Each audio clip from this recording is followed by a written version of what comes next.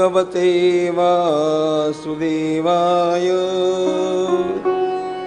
नारायणं नमस्कृत्य नरं चैव नरोत्तमं देवीं सरस्वतीं व्यासं ततो जयमुदीरये। या गुरुचरण सेवा हो पात्रतया दैवा, जे सकळार्थ मेळावा पाटू बांधे। ब्रह्मीचे विसवणे वरी उन्मेखला हे उदरी, जे वाचे ते इये करी सुधा सिंधू। पूर्णचंद्राची या कोडी वक्तृत्वा घाधापे कुरोंडी, तैसी आणि गोडी अक्षराते।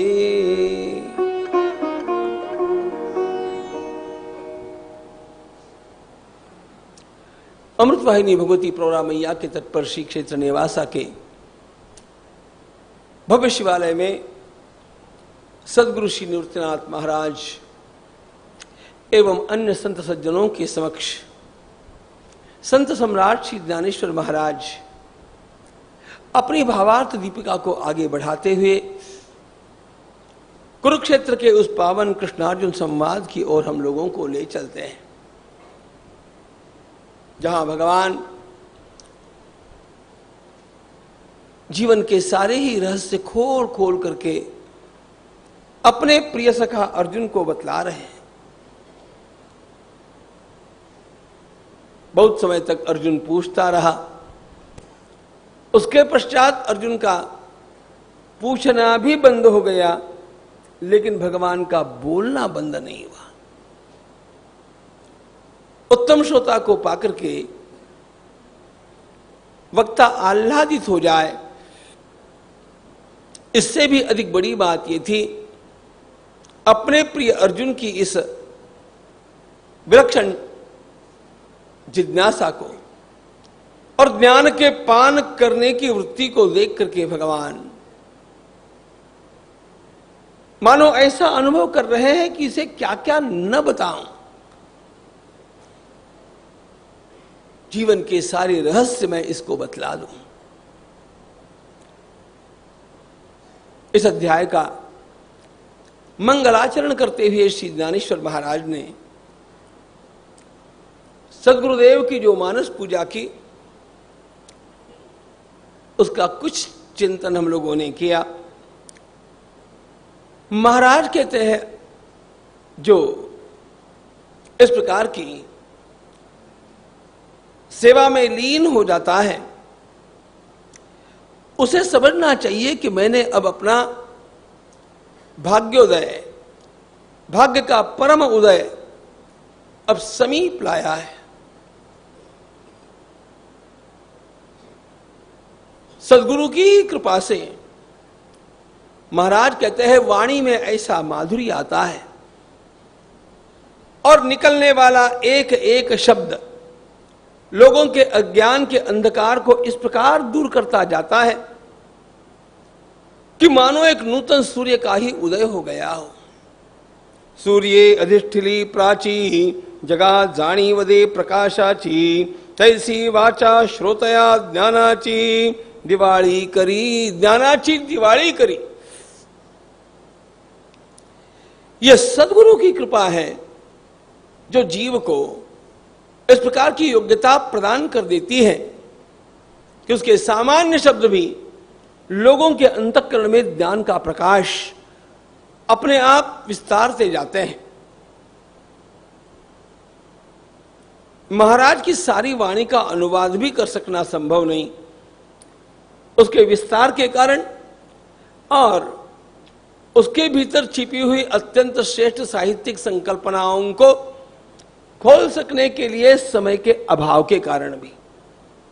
नाद ब्रह्म खुजे कैवल्य ही तैसे न सजे, ऐसा बोलू देखिजे जेणे दैवे। श्रवण करने वाला हर वक्ता इतना मुग्ध हो जाता है कि इससे अधिक मोक्ष में भी क्या हो सकता है। अरे किस स्थिति में ले जाकर के हम लोगों को पहुंचा दिया है। श्रवण सुखाचा मांडवी, समाधि का सुख जब प्राप्त होगा तब होगा, लेकिन श्रवण का सुख, श्रवण का आनंद उन श्रोताओं को इस प्रकार का प्राप्त होता जाता है कि बैठे स्थान पर मानो वे सारी अनुभूतियों के धनी बन गए हो। लेकिन ये सब केवल उसी की वाणी में आ सकता है जिसके ऊपर कहीं सद्गुरु की कृपा बरसी हो। ध्यान रखना, शब्द केवल शब्द नहीं होते हैं, they are magnified, they are electrified so many times. सभी लोगों के मुख से उच्चारित शब्दों की समानता नहीं होती। शब्द के पीछे भाव, जिस कंठ से वो आ रहा है उस कंठ की योग्यता, और उसके पीछे कृपा का प्रभाव, ये सारी बातें अपने आप श्रोताओं को मुग्ध कर डालती। स्वामी विवेकानंद महाराज ने 11 सितंबर 1893 के दिन शिकागो में जो भाषण किया, कुल मिलाकर के वह भाषण 1.5 से 2 मिनट का ही है, इससे बड़ा नहीं है। छोटा सा भाषण है, 1 पेज, 2 मिनट समझ लीजिए, 2.5 मिनट समझ लीजिए, 2.5 मिनट भी नहीं, 2.5 मिनट भाषण में नहीं लगे, ये बात सत्य है। लेकिन उस भाषण में एक ब्रेक आ गया था 4 मिनट का, जो केवल तालियों की गूंज का था। और सोचना यह चाहिए कि स्वामी जी ने क्या बड़ी बात कही। बिल्कुल तटस्थ दृष्टि से देखेंगे ना, उस भाषण में कुछ नहीं है। शब्दों की ही दृष्टि से देखेंगे तो कोई भाषण में नई बात नहीं है। अच्छा, स्वामी जी ने भी स्वयं ये कहा कि मेरे देश का बच्चा बच्चा इस बात को जानता है। Absolutely nothing new for us, not a single word. लेकिन उस भाषण ने क्या चमत्कार किया हम लोग जानते हैं। भाषण तो बाद में हुआ, केवल संबोधन नहीं चमत्कार कर दिया। My sister's and brothers in America, ये कौन बड़े विशेष शब्द थे। लेकिन ध्यान रखना, वक्ता जब बोलता है तब केवल जिह्वा नहीं बोलती, उस जिह्वा के पीछे हृदय बोलता है, उस हृदय के पीछे प्राण बोलते हैं, प्राणों के पीछे तप बोलता है, और तप के भी पीछे सबसे बड़ी बात कृपा बात करती है, कृपा बोलती है। और इसलिए केवल शब्दों के माध्यम से ही शक्तिपात हो जाता है, शब्दों के माध्यम से। लेकिन वे शब्द किसके हैं, इसका बहुत बड़ा परिणाम है, इससे बड़ा अंतर आ जाता है। एक ही बात सामान्य व्यक्ति के द्वारा कही गई और वही बात किसी तपस्वी गुरु कृपांकित व्यक्ति के द्वारा कही गई, इसमें बहुत बड़ा अंतर आता है। इसका कारण उसके पीछे की तपस्या और उसके ऊपर की कृपा।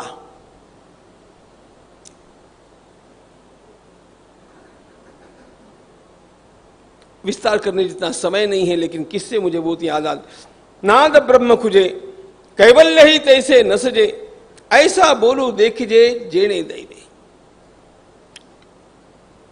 जहां तक स्वामी जी की ही बात है, उल्टी एक बात आपको बतलाता हूं। भाषण के पहले स्वामी जी बहुत घबरा गए थे। कितने घबराए थे, यहां पर आकर के किसी को बोलने के लिए कहूं नए व्यक्ति को, तो वो जितना घबराएगा उतने घबरा गए थे। यह स्वयं उन्होंने लिख करके रखा है। उनको 3 बार इनवाइट किया गया। Now Swami Vivekananda from India. Swami ji ने कहा मैं बाद में बोलता हूं, प्लीज। 2 बार हुआ, तीसरी बार उनसे कहा गया दिस इज लास्ट चांस।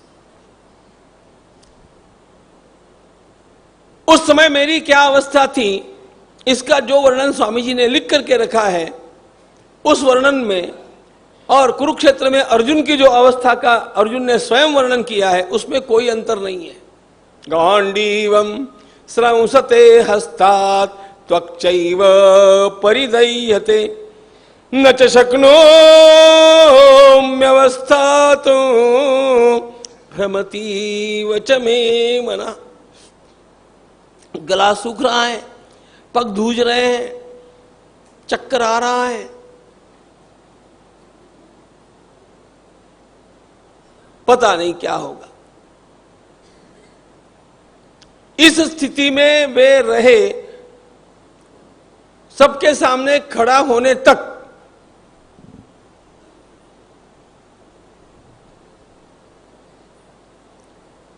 उनको एक ही बात का बड़ा पछतावा हो रहा था कि मैं कितना गंवार हूं। I am not prepared at all.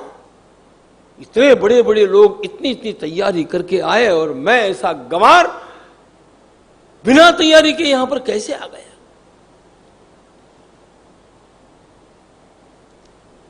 ये अन्य कोई कहे तो मुश्किल है, स्वामी जी ने स्वयं ये सब लिखा है। एक क्षण के लिए नेत्रों को मूंदा, थोड़ा डर करके पीछे देखा सदगुरु का और सरस्वती का स्मरण करके। स्वामी जी कहते हैं मैंने अपने पीछे मेरे गुरुदेव को खड़े हुए देखा और उसके पश्चात जो मुख से निकला वो निकलता गया, मैं कुछ नहीं बोला। It's the great speaking.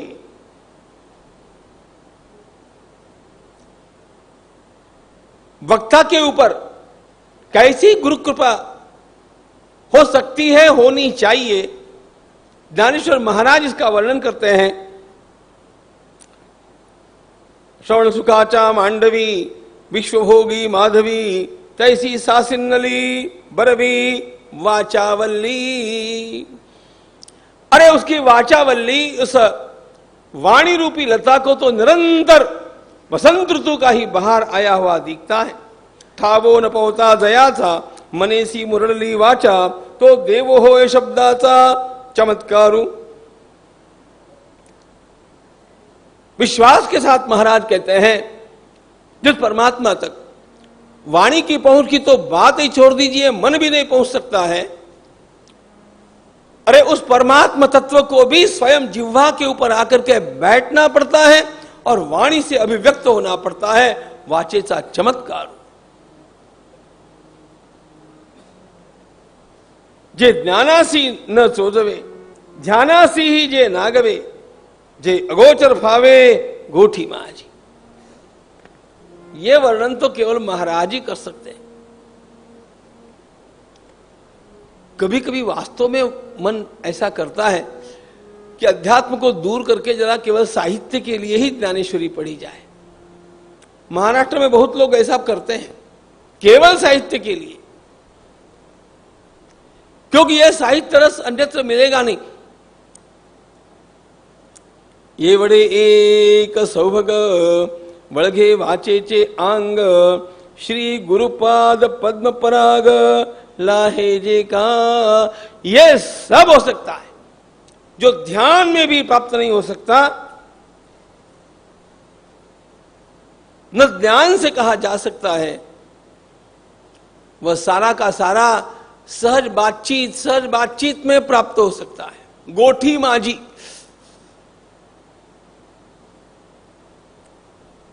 और इसका अनुभव क्या है यदि जानना हो तो ज्ञानेश्वरी वैसे तो कठिन है देखो, लेकिन रामकृष्ण वचनामृत संसार की सबसे सरल पुस्तक है जिसमें अध्यात्म का सब कुछ है और सबसे सरल भाषा में।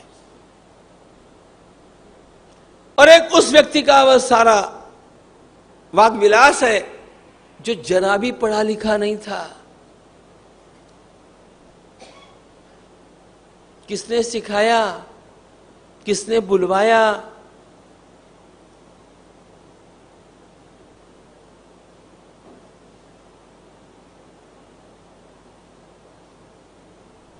बुद्धि स्तिमित हो जाए इतनी सरलता है उस वचनामृत में, और एक एक बात सटीक और सरल। ये सारा कृपा का परिणाम।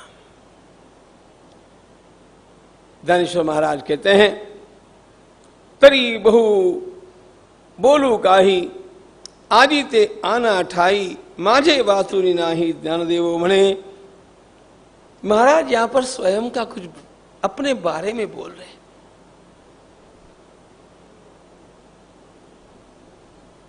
स्वयं के बारे में बोलते समय ज्ञानेश्वर महाराज गदगद हो गए। और क्या बोले? वे कहते हैं, आप लोगों को सही बात बताऊं।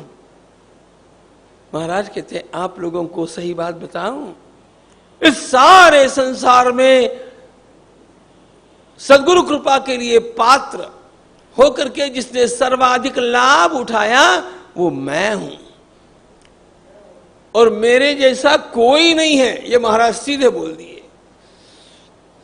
माते वासुनी नाही ज्ञान देवो मणे। जो लाभ मैंने लिया, जो कृपा मेरे ऊपर बरसी, वो केवल अद्भुत है।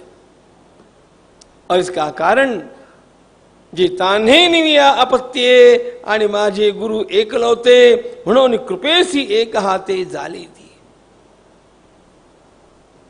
वे कहते हैं, मैं नन्हा बच्चा हूं ना बालक हूं ना, और मेरे गुरुदेव का मैं इकलौता बच्चा हूं।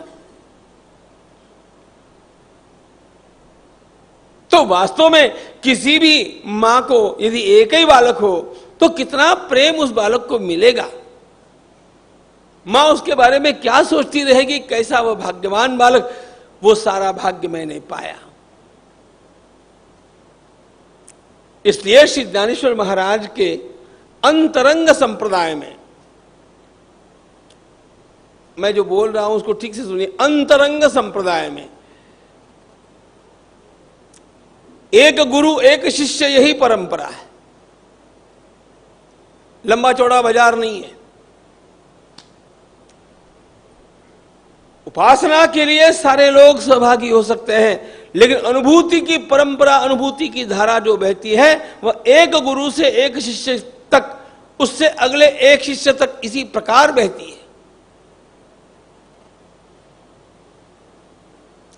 उस धारा को कुछ मात्रा में खुला किया है ज्ञानेश्वर महाराज। ज्ञानेश्वर महाराज मावली जो कहलाए, इसका एक कारण यह भी है कि उन्होंने नाथ संप्रदाय के जो अगम्य रहस्य केवल नाथों में ही छिपे हुए पड़े थे, उन सब को खोल खोल करके बाहर लाया। नाथ संप्रदाय को सरल बना दिया, सिंप्लीफाई कर दिया। अनावश्यक उनके भी कर्मकांड को छोड़ दिया। उनका ये सब ना कान फाड़ना उड़ना है बेकार, उसकी आवश्यकता नहीं। वो करते हैं ठीक है। नाथ संप्रदाय, एक एक संप्रदाय में देखो, ध्यान रखना, हर संप्रदाय का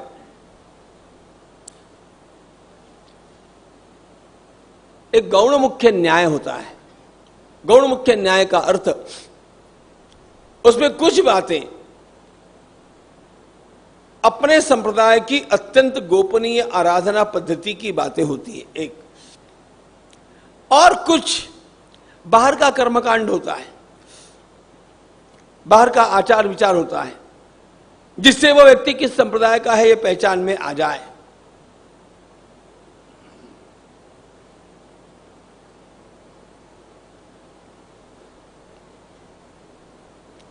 अब इसमें वास्तव में अध्यात्म की धारा के लिए सारी बातें अनिवार्य नहीं होती। कुछ बातें अनिवार्य होती है, कुछ बातें आवश्यक होती है, कुछ बातें केवल परंपरा से चलती आती है।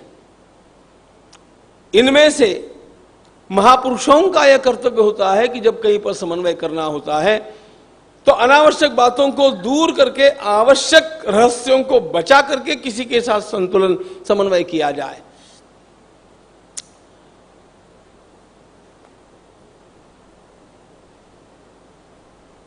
निश्चित रूप से नाथ संप्रदाय का अत्यंत गोपनीय साधन मार्ग है। वो सबके लिए खुला है नहीं, खुला हो सकता भी नहीं। लेकिन उसके साथ ज्ञानेश्वर महाराज ने बिल्कुल भक्ति का पूरा समन्वय कर दिया और उसके साथ भगवान आदि शंकराचार्य महाराज के केवलाद्वैत का भी पूरा समन्वय कर दिया। इन सारी बातों को एक साथ मिलाना ये कोई साधारण बात नहीं है। और इसलिए ये ज्ञानेश्वरी ऐसा एक विचित्र रसायन हुआ है, ऐसा मिक्सचर है जिसका सारे संसार में कोई अन्य विकल्प नहीं। पूरी ज्ञानेश्वरी की एक एक बात को मैं जान गया हूं, ऐसा कहने वाला माइका लाल मुझे भी आज तक नहीं मिला कोई।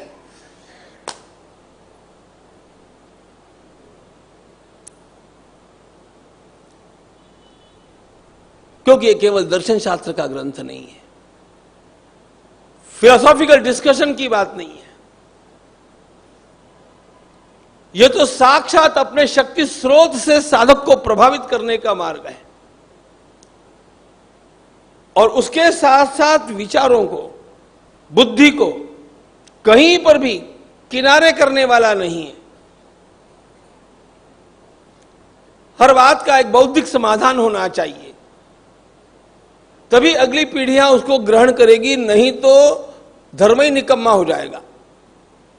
It will become irrelevant. सारी बातों के बौद्धिक समाधान, लेकिन केवल बौद्धिक समाधान करते करते शुष्क चर्चा के स्तर पर न रह जाना,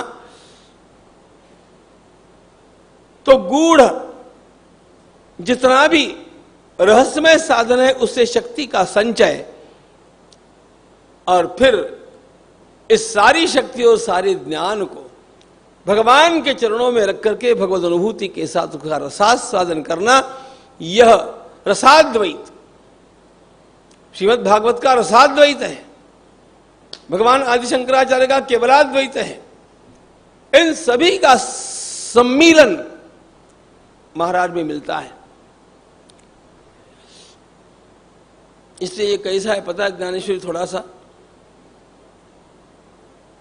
8-10 अंधे जाकर के मिले, सर्कस देखने के लिए गए। सर्कस तो क्या देखते बेचारे, लेकिन सर्कस में एक हाथी देखा। किसी ने बड़ी कृपा करके उनको कहा कि भैया आप आंखों से तो देख नहीं सकते, टटोल टटोल करके देख लो। तो सारे अंधों ने मिलकर के टटोल टटोल करके हाथी को देख लिया। देख लिया? हाँ देख लिया। लौटते समय उन अंधों की चर्चा चली थी, हाथी कैसा है? एक ने कहा खंभे जैसा है, उसे पग ही पकड़ा था हाथी का।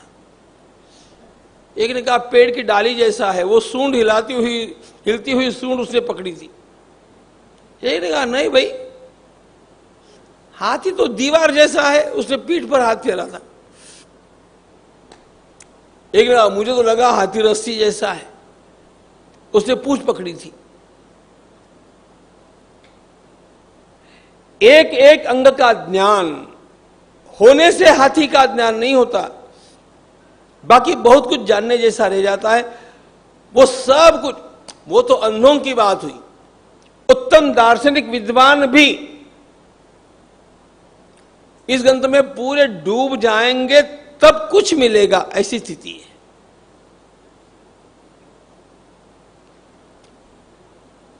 इसलिए महाराज कहते हैं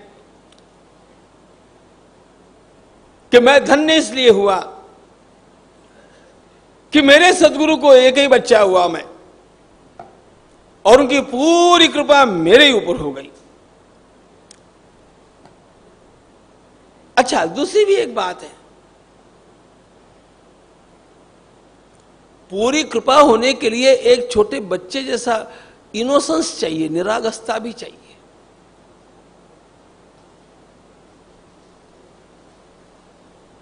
जे तान्हे निमिया अपले अपत्य। महाराज कहते हैं मैं तो सदगुरुदेव का छोटा सा बच्चा होकर के रहा। जो बड़े हो जाते हैं ना, उनको ज्यादा नहीं मिलता। जे तान्हे निमिया अपत्य आणि माझे गुरु एकलोते म्हणून कृपेसी एक हाते झाले तिये आहापा बरोबरी आण। कितना वर्णन किया जाए। वे कहते हैं मेघ चातकासी ऋषवी मद लागी गोसावी तैसे के।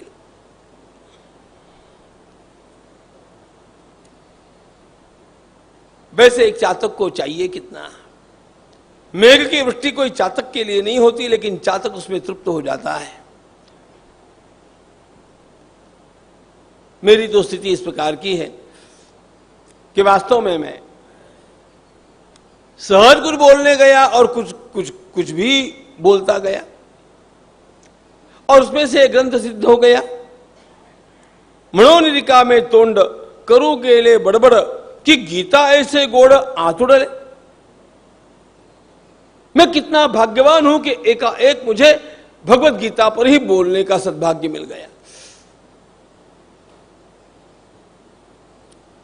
एक बात वक्ताओं के लिए बोलता हूं, वक्ताओं को स्वयं को भाग्यवान इसलिए मानना चाहिए कि इन ग्रंथों का जब निरूपण किया जाता है, कोई भी आध्यात्मिक ग्रंथ का, हम ज्ञानी बनकर के निरूपण करने के लिए बैठ जाए, लोगों के उद्धार के लिए, यह तो गड़बड़ की भूमिका है। स्वयं ज्ञानेश्वर महाराज ने इस प्रकार की भूमिका रखी नहीं, तो अन्य किस वक्ता को यह रखनी चाहिए। लेकिन उनको वास्तव में अपने भाग्य को इसलिए सराहना चाहिए कि इस निमित्त से इस ग्रंथ का चिंतन करने का, इस निमित्त से इस ग्रंथ के बारे में बोलने का जो सौभाग्य मुझे प्राप्त हुआ है, उसके कारण मेरा स्वयं का कल्याण होने का मार्ग खुल रहा है।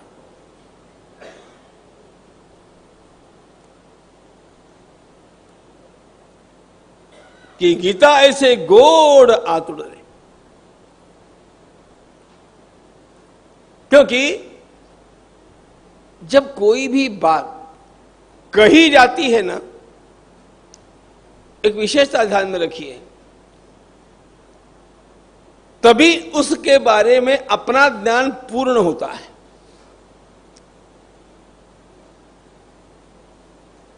महाभारत में एक सुंदर बात बताई गई।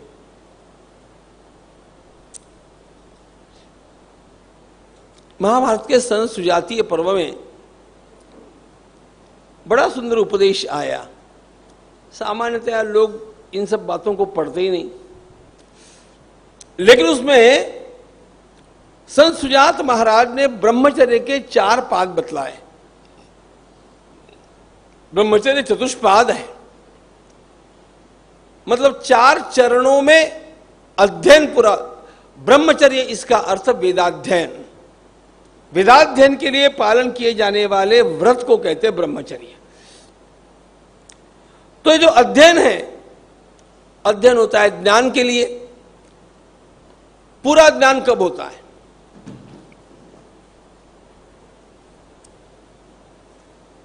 जब ध्यान इधर उधर नहीं जाता है, तब होता है। तो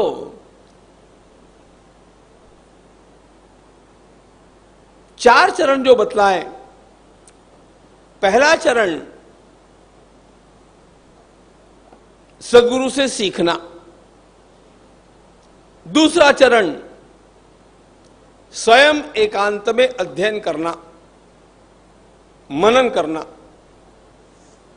तीसरा चरण अपने सहयोगी छात्रों, अपने सहपाठी छात्रों के साथ चर्चा करना।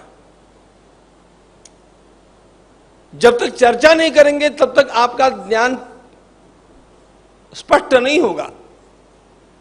इसलिए ज्ञानेश्वरी खाली सुनना नहीं, थोड़ी शाम को चर्चा भी करना। श्रीमद् भागवत खाली सुनना नहीं। एक वाक्य आपको अच्छा लगता हो तो बतलाता हूं। गुलाबराव महाराज का वाक्य है, बिना मनन किए श्रवण 100 जन्मों तक किया तो भी उसका लाभ नहीं होगा। अब इसका विचार आप अपना करो, ज्यादा उसमें मैं जाता नहीं, क्योंकि बात थोड़ी कड़वी है। लेकिन पौष्टिक है। तो यह जो मनन है, यह मनन मैंने श्रवण किया, उसके पश्चात एकांत में बैठूं, चाहे किसी पेड़ के नीचे बैठ जाऊं, गंगा जी के घाट पर जाकर के बैठूं, और मैंने क्या श्रवण किया, उसके क्या क्या मुद्दे थे, उसमें क्या मेरे लिए उपयोगी है, क्या मेरे समझ में आया, क्या मेरे समझ में नहीं आया, थोड़ा सा उसका डिसेक्शन, उसका एनालिसिस। अब अनेक बार क्या होता है, अकेला व्यक्ति ऐसे बैठ करके करता नहीं, करना चाहिए, करता नहीं। जो करेगा वो भाग्यवान, क्योंकि उपनिषद में यह बात कही गई, आत्मा वा अरे मैत्री द्रष्टव्य श्रोतव्यो मंतव्यो निधिध्यासितव्य। आत्मदर्शन कब होगा, कौन आत्मानंद का अधिकारी होगा, बिना श्रवण किए तो होगा ही नहीं। श्रवण तो करना पड़ेगा, लेकिन फिर कहते हैं केवल श्रवण करने से नहीं होगा, ढेर सारा खाली सुनते ही रहे, सुनते ही रहे, सुनते ही रहे, सुनते ही रहे, उससे नहीं होगा। श्रवण के पश्चात उसका मनन होना चाहिए।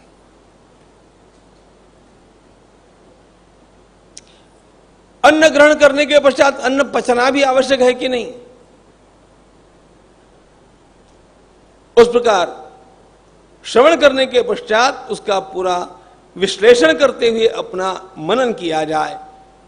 इसके आगे भी एक बात है, निधिध्यासन, उसको छोड़ देता हूं, वो यहां पर अभी आवश्यक नहीं। लेकिन अनुभव यह है कि यह मनन सब लोग कर नहीं पाते, प्रायः करते नहीं। इसलिए हम लोग अपने गीता साधना शिविर में एक दूसरी परिपाटी आरंभ किए, जिसका बहुत उपयोग हुआ। आने वाला हर व्यक्ति उसके कारण अलर्ट हो जाता है।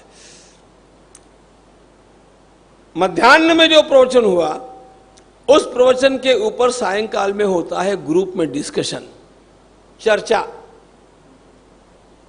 प्रवचन होता है 250 लोगों के सामने, और चर्चा होती है 25-25 लोगों के गट में, और हर एक को बोलना अनिवार्य होता है। इसलिए पहले तो लोग जो नए नए आते हैं ना, वो ऐसे ही पहले सुनते हैं, लेकिन दोपहर की चर्चा में जब ध्यान में आता है तो दूसरे दिन से वो नोट लेने के लिए बैठ जाते हैं, या नोट्स नहीं भी लेते हैं तो सुनने में उनके गहराई आती है। श्रवण में गहराई आवे, इसके लिए यह चर्चा बहुत उपयोगी होती है। तो यह है तीसरा चरण। इसलिए हरदम लोगों को दिखाने के लिए नहीं आपका ज्ञान, किंतु आपका अपना ज्ञान पक्का करने के लिए थोड़ी अध्यात्म की चर्चा किया करो, डिस्कस।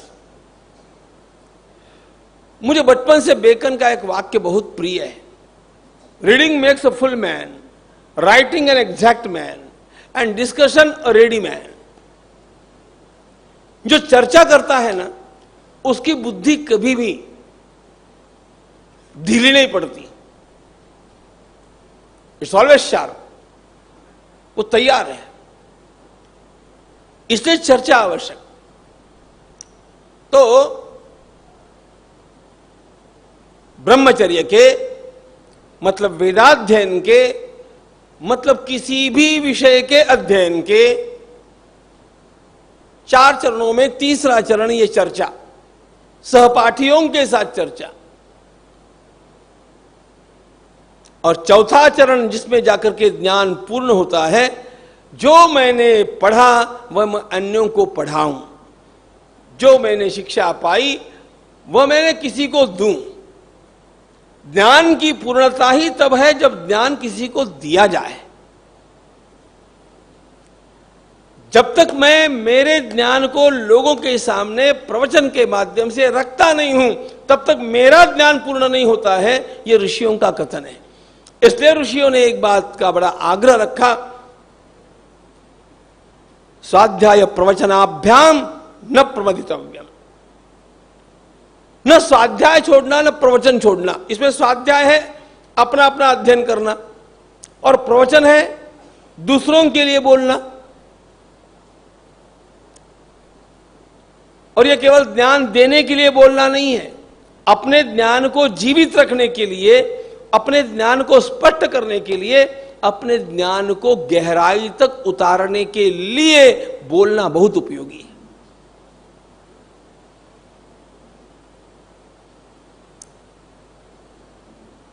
इसलिए मैं बोल रहा था वक्ताओं के लिए, हर वक्ता को इस प्रकार का दृष्टिकोण रख करके स्वयं के साधन के रूप में बोलना चाहिए।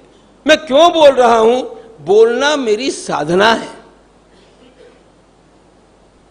बोलना मेरी ठाकुर की अर्चना है।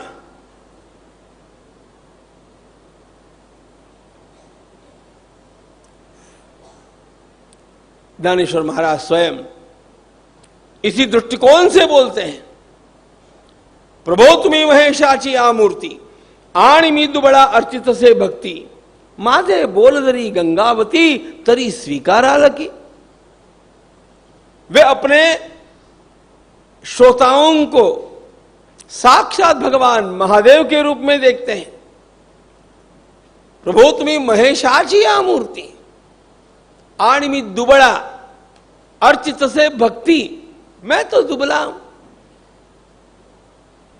दुबला का मतलब ज्ञान दुर्बल, जानता कुछ नहीं हूं।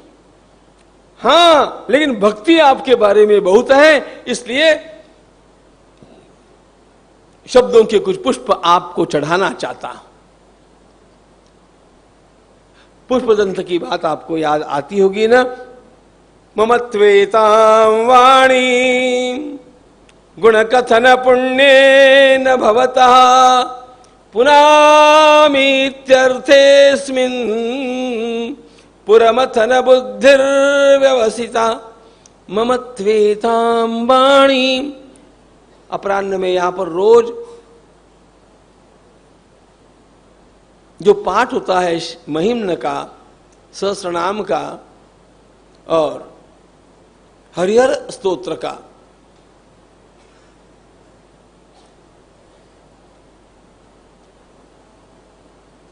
भाग्यवान है जो उसमें आकर के सीख जाते हैं। और उसमें भी जो हरिहर स्तोत्र है उसके बारे में तो यमराज ने एक बात की गारंटी दी है भाई, कि जो इसको पढ़ेगा मैं कभी भी उसे मेरे यहां ला करके यातना नहीं दूंगा। एक स्तोत्र का पाठ, कितनी बड़ी गारंटी है। और वो इसलिए है कि उसमें हरिहर भगवान दोनों का साथ में वर्णन है। चलो किधर भी चला जाता हूं मैं। ये ऋषियों महिम्न है। पुष्पदंत ने कहा, हे महादेव, मेरी क्या योग्यता है कि मैं आपका वर्णन कर सकूं? आपका वर्णन कर सकने के कारण नहीं, किंतु आपके वर्णन का प्रयास करने से मेरी वाणी की पवित्रता बढ़ेगी, इस लोभ से मैं आपकी स्तुति करना चाहता हूं। ममत्वेतां वाणीं गुण कथन पुण्येन भवतः पुनामी तीर्थेस्मिन् पुरमथन बुद्धिर व्यवसिता।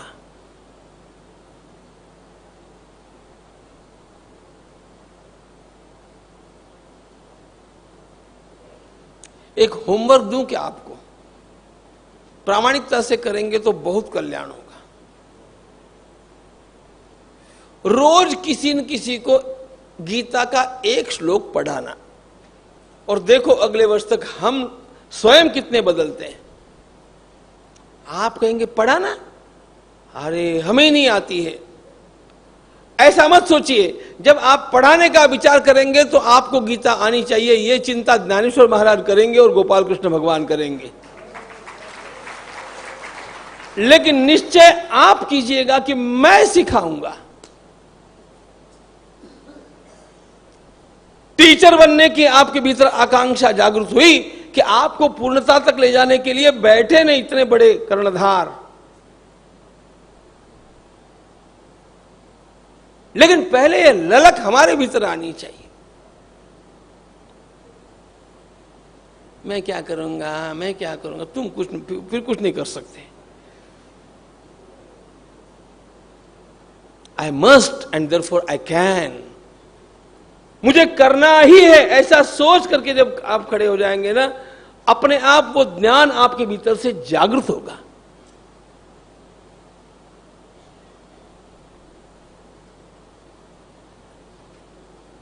परमात्मा की कृपा अगाध है।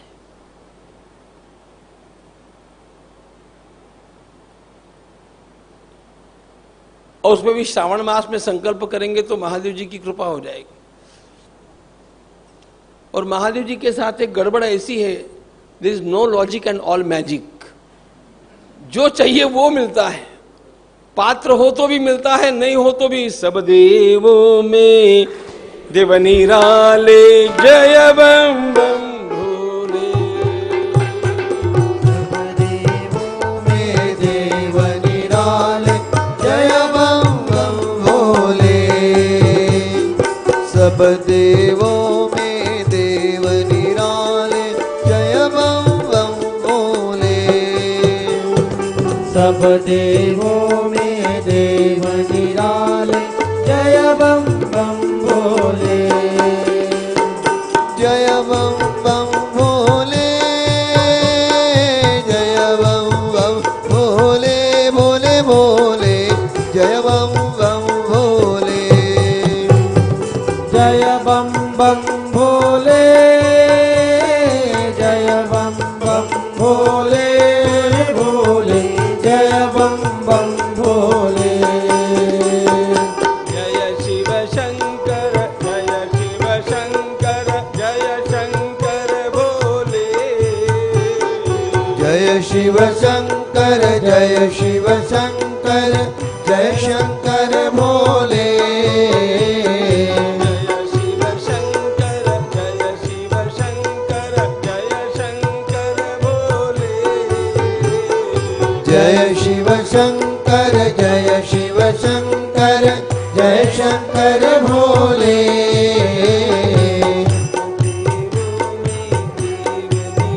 बाबा जय बम सब देवों में देव निराले, बाबा जय बम बम भोले। सब देवों में देव निराले, बाबा जय बम बम भोले। सब देवों में देव निराले, बाबा जय बम बम भोले। जय बम बम भोले, जय बम बम भोले, जय बम बम भोले। जय बम बम भोले, जय बम बम भोले, भोले, जय बम बम भोले। जय बम बम भोले, जय बम बम भोले, भोले भोले, जय बम बम भोले। जय बम बम भोले, जय बम बम भोले, भोले भोले, जय बम बम भोले। जय शिव शंकर, जय शिव शंकर, जय शंकर भोले। जय शिव शंकर, जय शिव शंकर, जय शंकर भोले।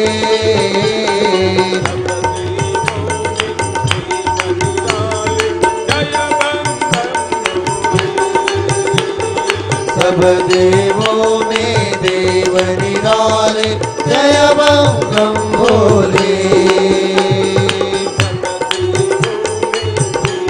निराले बाबा जय बम सब देवों में देव निराले, बाबा जय बम बम भोले। जय बम बम भोले, जय बम बम भोले, जय बम बम भोले। जय बम बम भोले,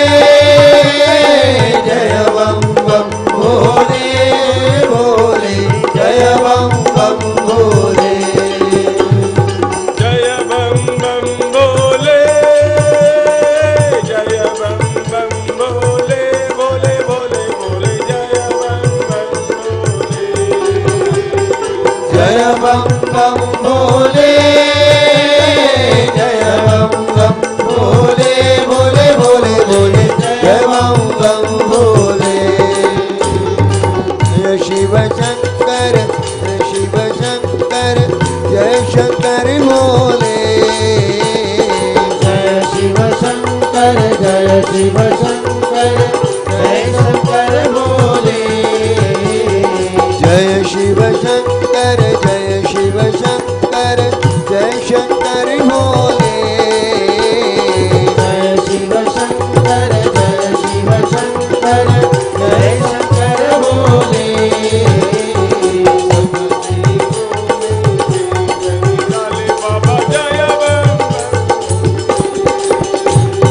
सब देवों में देव निराले बाबा, जय बम बम भोले।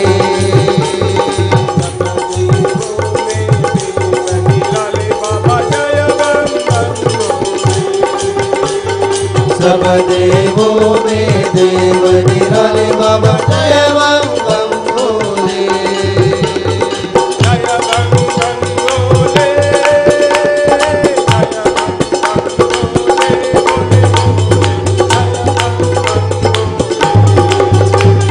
जय बम बम भोले, जय बम बम भोले, भोले भोले, जय बम बम भोले।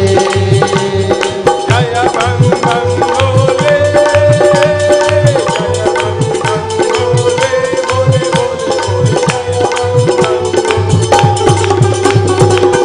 बम बम भोले, जय बम बम भोले, भोले भोले, जय बम बम भोले।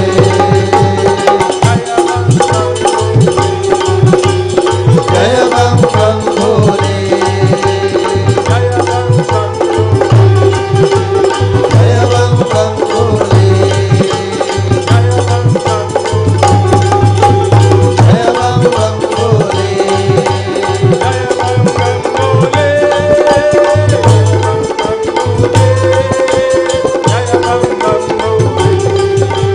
जय बम बम भोले, जय बम बम भोले, भोले भोले, जय बम बम भोले।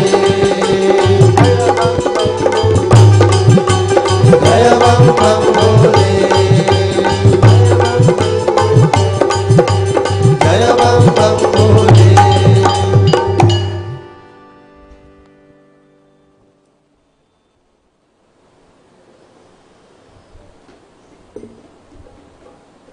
बहुत कायर होता है वो जीवात्मा जो संकल्प भी करना जानता नहीं।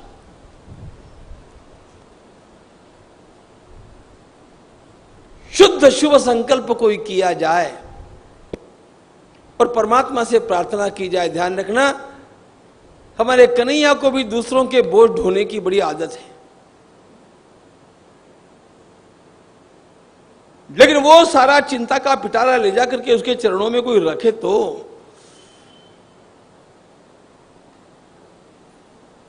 योगक्षेमम वहाम्यहम, उसमें वहाम्यहम जो है उसका सीधा अर्थ है ढोना।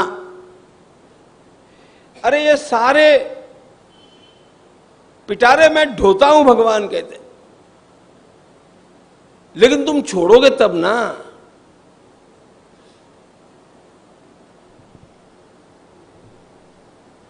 इसलिए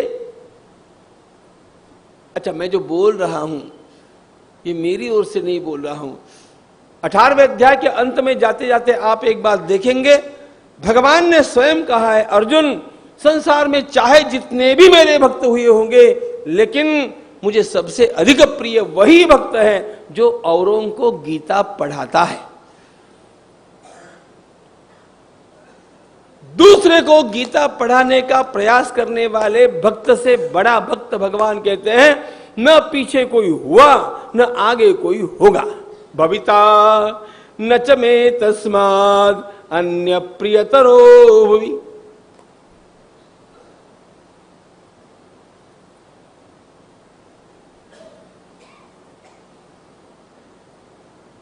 यैमं परमं गुह्यं मद्भक्तेष्वभिधास्यति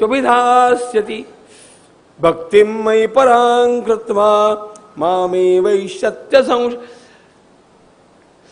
भगवत गीता के 12वें अध्याय के भक्ति योग के लक्षण आपने देखे। भगवत गीता के 9वें अध्याय में, 7वें अध्याय में भी जो भक्ति योग कहा गया वो देखा। 18वें अध्याय में बिल्कुल अंत में भगवान ने सीधे कह दिया, इन सारे भक्तों से भी मुझे तो प्रिय वो है जो औरों को गीता पढ़ाता है। इसलिए अपने गीता परिवार के साथी हजारों की संख्या में लोगों, बालकों को केवल गीता ही पढ़ाते हैं साधना के रूप में।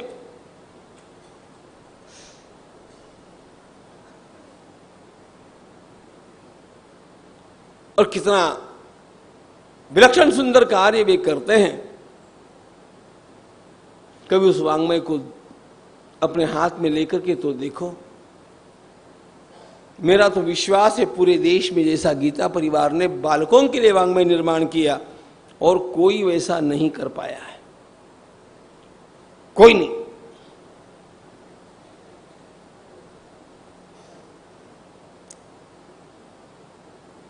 बस साधना है।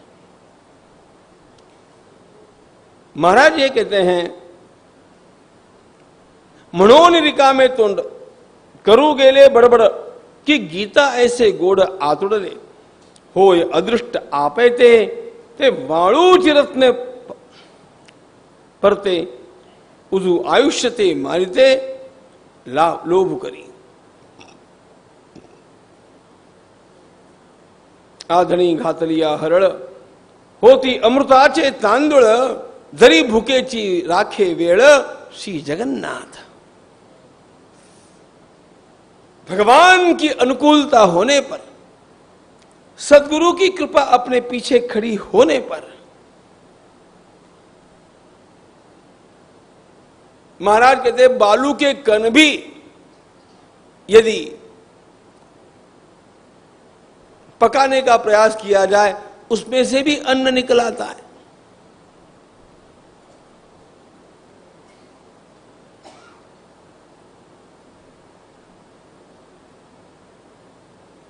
सिद्धांत के रूप में उन्होंने एक बात बता दी,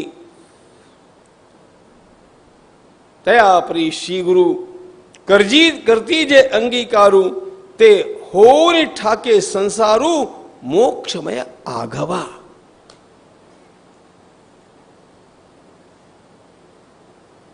सदगुरु की मानस पूजा ज्ञानेश्वर महाराज ने हम लोगों को बतलाई। वे ये कहते हैं कि मेरे जीवन में यह सद्भाग्य का जो उदय हुआ यह उनकी अनुकूलता से, उनकी कृपा से हुआ। और यदि यह अनुकूलता किसी को प्राप्त होती है तो उसका सारा जीवन ही मोक्षमय हो जाता है।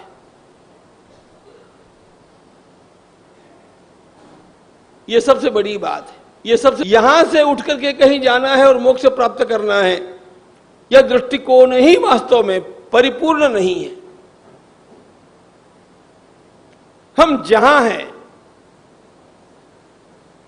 और जो कुछ कर रहे हैं उसी में केवल दृष्टि का परिवर्तन होने से, हमारी योग्यता में थोड़ा सा परिवर्तन हो जाने से सारी बात बदल जाती है, जीवन ही मोक्षमय हो जाता है।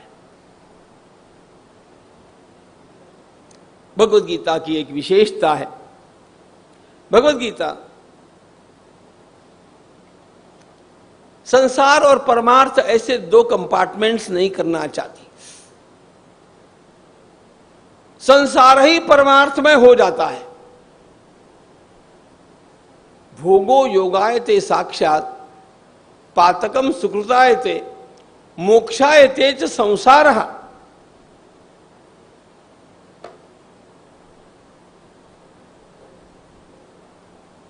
कहीं भागना वागना नहीं पड़ता, जहां है वही, जैसे है उसी प्रकार।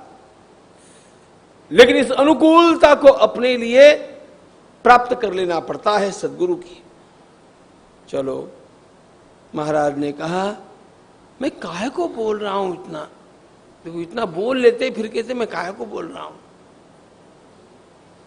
थोड़ी मुझे भी वैसी आदत लग गई। फिर कहा जाने दो। ये मेरे और मेरे सदगुरु के बीच के प्रेम की बात है, और प्रेम की बात ज्यादा बोलने से मलिन हो जाती है। देखो, प्रेम होता है मुग्धता में।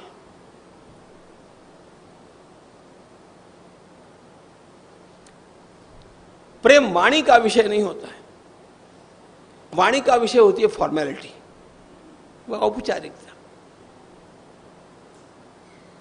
प्रेम नेत्रों से दिखता है, प्रेम आंखों से झरता है, प्रेम हृदय की धड़कन से पहचान में आता है, लेकिन प्रेम वाणी का विषय नहीं होता।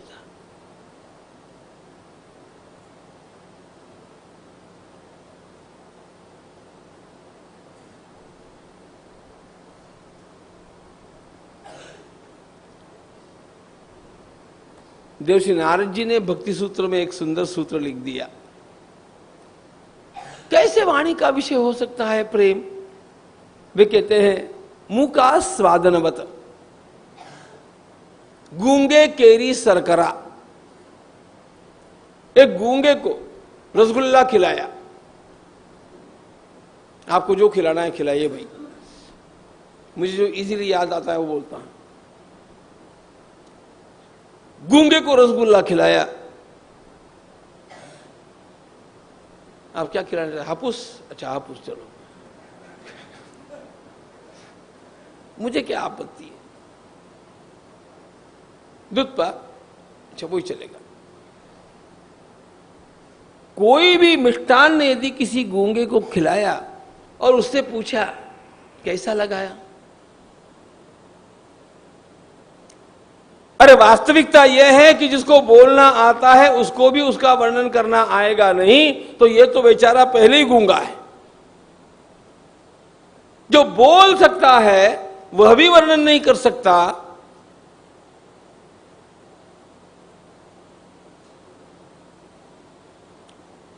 कर सकते हो तो करो ना वर्णन। आओ यहां पर, ले लो माइक।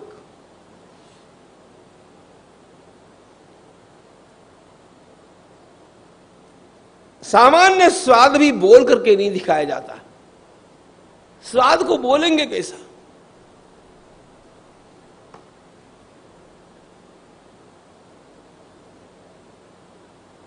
फिर वो बोलना जानता ही नहीं बेचारा गूंगा, वो कैसे वर्णन करेगा? प्रगाढ़ प्रेम वाणी का विषय नहीं होता, औपचारिक प्रेम होता है।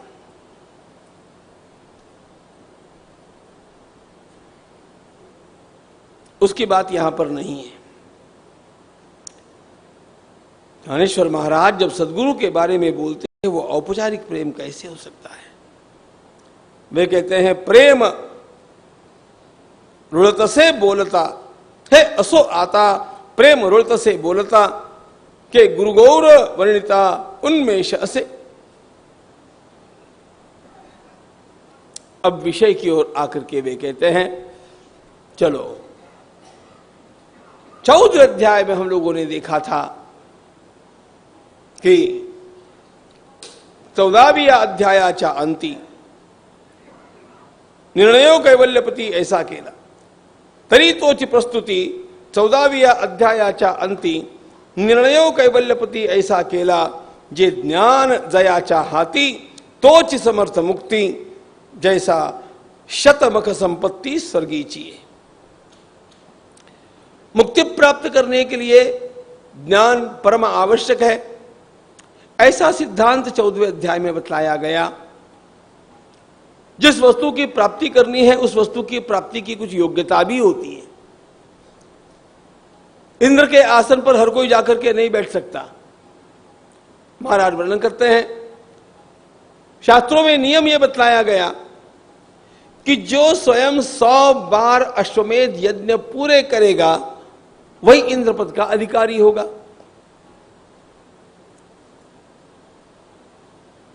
वह एक पद है और आधिकारिक जीवात्मा को मिलता है। ब्रह्मा जी का एक पद है, वह भी आधिकारिक योग्य जीवात्मा को मिलता है। कौन से जीवात्मा को ब्रह्मा जी का पद मिलता है? महाराज यहां वर्णन करते हैं, जो स्वयं का 100 जन्म जो जन्मोनि ब्रह्म कर्मा करी तोच ब्रह्मा आननो है।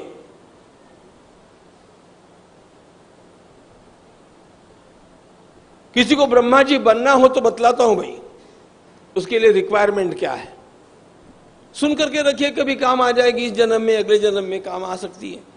ब्रह्मा जी होना हो तो ब्रह्मा जी का पद मिल सकता है ना।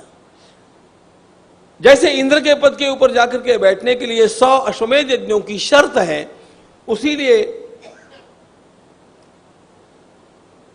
ब्रह्मा जी के लिए शर्त बतलाई, 100 जन्म ब्राह्मण के ही कुल में जन्म लेना चाहिए। 100 कंटिन्यूअस, 100 बीच में गैप नहीं, खंड नहीं। अच्छा, ब्राह्मण के कुल में जन्म लेकर के कपड़े की दुकान खोल करके काम नहीं चलेगा। ब्राह्मण के कुल में जन्म लेना और ब्रह्म कर्म करना, कुल तो ब्राह्मण का है, काम चमार का है, उससे नहीं काम होगा।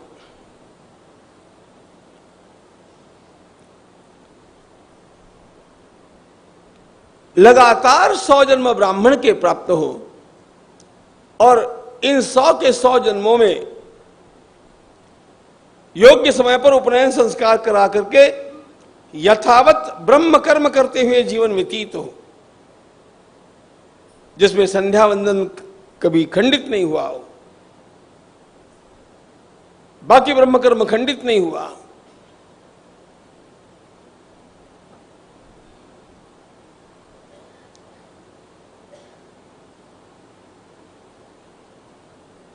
वो ब्रह्मा जी के पद के लिए योग्य। तो वर्णन ये करते हैं कि जिस प्रकार कर्म मार्ग में इस प्रकार की योग्यता प्राप्त करने से उनको वे पद मिलते हैं, उसी प्रकार जिसने वेदांत के सारे ज्ञान को प्राप्त कर लिया वही मुक्ति का अधिकारी है। अब ये जब हो गया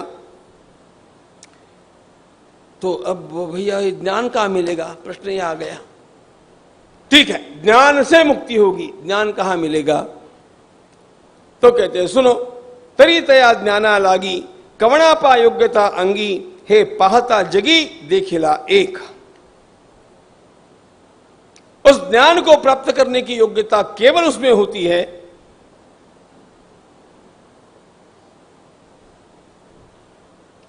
ठीक से सुनना, जो बहुत पढ़ता है, बहुत बोलता है, आदिक आदिक नहीं कहा, यह ज्ञान उसी को प्राप्त होगा जिसने अपने मन को शुद्ध कर लिया है, वही ज्ञान का अधिकारी है। महाराज कहते हैं तैसे मोक्ष देईल ज्ञान तेत कीर्णा ही आन, परि ते ही थारे ऐसे मन शुद्ध हो आवे।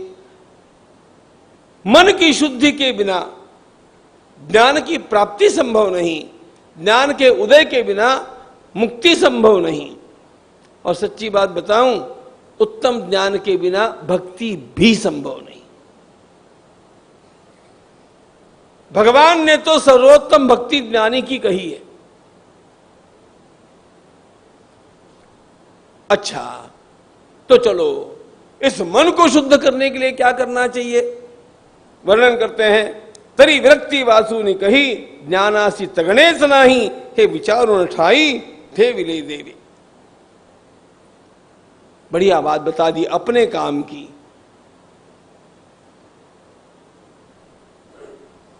इस मन को शुद्ध करने के लिए आवश्यकता होती है वैराग्य की, अनासक्ति की।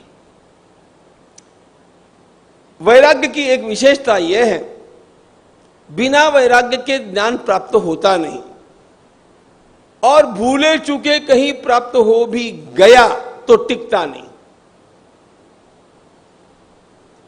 श्रीमद् भागवत में भी यह बात इसी ढंग से आई। जैसे कच्चे घड़े में से पानी धीरे धीरे निकल निकल करके समाप्त हो जाता है, उसी प्रकार वैराग्य विहीन ज्ञानी का ज्ञान भी धीरे धीरे धीरे बह करके समाप्त हो जाता है।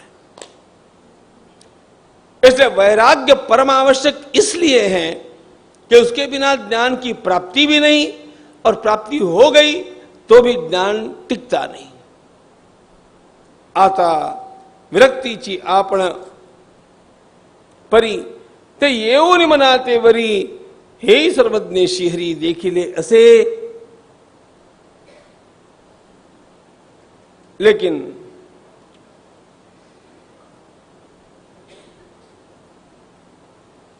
भगवान ने तो एक बात और कही थी कि रे अर्जुन, ये वैराग्य भी है ना, तुम्हें उसके पीछे घूमना नहीं पड़ेगा, ढूंढना नहीं पड़ेगा, वो भी स्वयं आकर के अपने आप तुम्हारे पास विश्राम लेगा।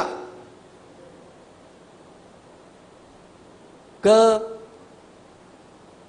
यदि तुम्हारा अंतःकरण भगवान के प्रेम में रम गया, यदि तुमने प्रभु के प्रेम में अपने को खोना सीखा,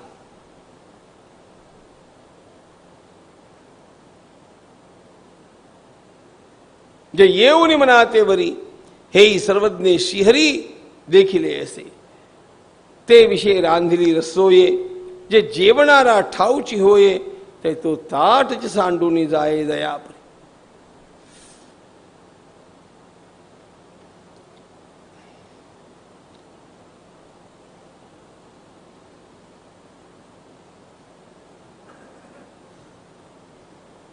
यदि विवेक जागृत हो गया और प्रेम जागृत हो गया,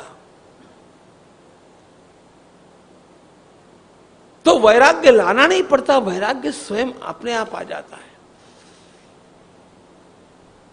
परमात्मा से प्रेम होने से संसार निरस लगता है, ये एक बात। और दूसरी बात, संसार की दुखमयता का विवेक जागृत हो गया, फिर विषयों की ओर ध्यान जाएगा कैसे? दूसरी बात, महाराज ने उपमा दी। वे कहते हैं,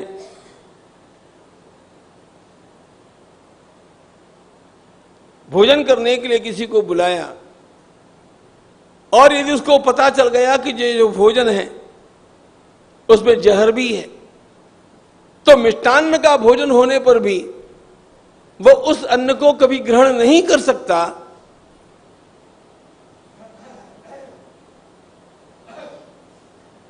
संसार में कोई ऐसा नहीं जो अपना हित नहीं चाहता,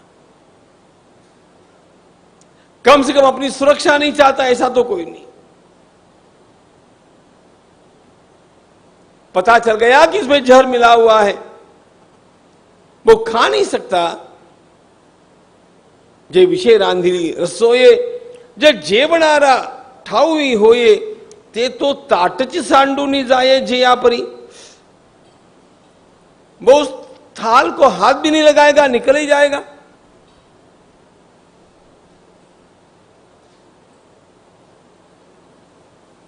सच्चे वैराग्य को निर्माण करने के लिए अर्जुन आवश्यकता विषयों के सही सही आकलन की है, जिससे पता चल जाता है कि सारे विषय जिस संसार में है वह सारा संसार ही अनित्य है। न केवल अनित्य है, दुखदायक भी है।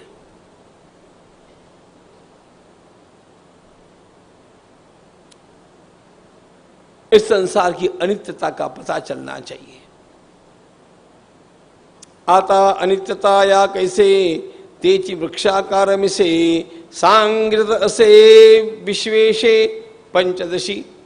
महाराज कहते हैं, इस संसार की अनित्यता को दिखाने के लिए और परमात्मा की भक्ति सही अर्थ में जागृत करने के लिए भगवान ने 15वां अध्याय कहा है। करुणी संसार वावो स्वरूपी अहंतेचा ठाओ, हुआ वया अध्यायो 15वां। महाराज ने सबसे पहले अध्याय का प्रयोजन कहा।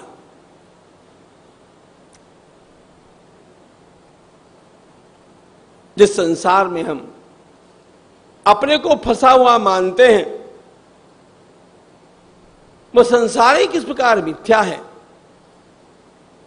उसे कैसे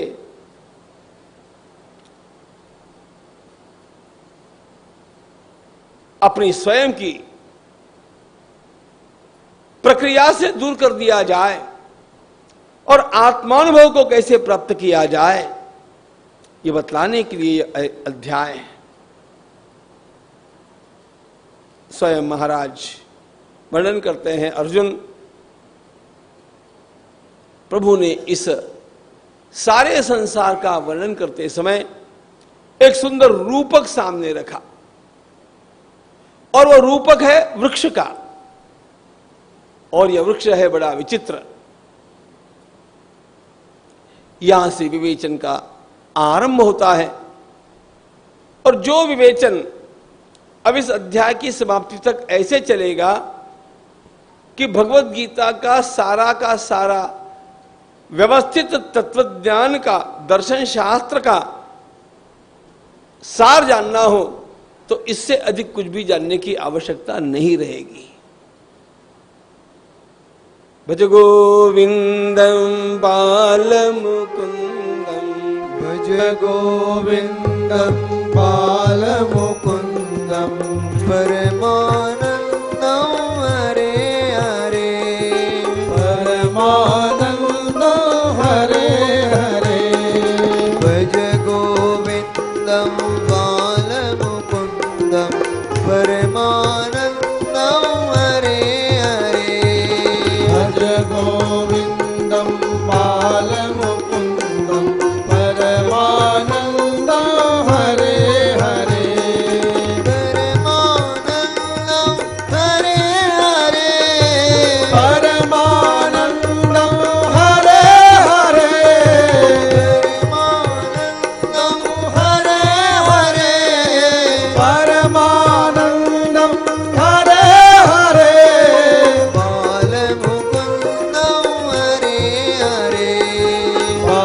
बालमुकुंदम हरे हरे, बालमुकुंदम हरे हरे। बालमुकुंदम हरे हरे। बालमुकुंदम हरे हरे। भज गोविंदम बालमुकुंदम, परमानंदम हरे हरे। भज गोविंदम बालमुकुंदम, परमानंदम हरे हरे। भज गोविंदम बालमुकुंदम, परमानंदम हरे हरे। भज गोविंदम बालमुकुंदम, परमानंदम हरे हरे।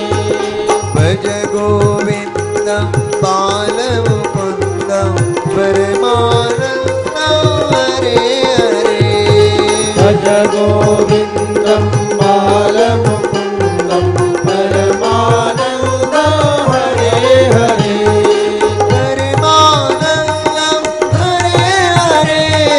परमानंदम हरे हरे। परमानंदम हरे हरे। परमानंदम हरे हरे। बालमुकुंदम हरे हरे।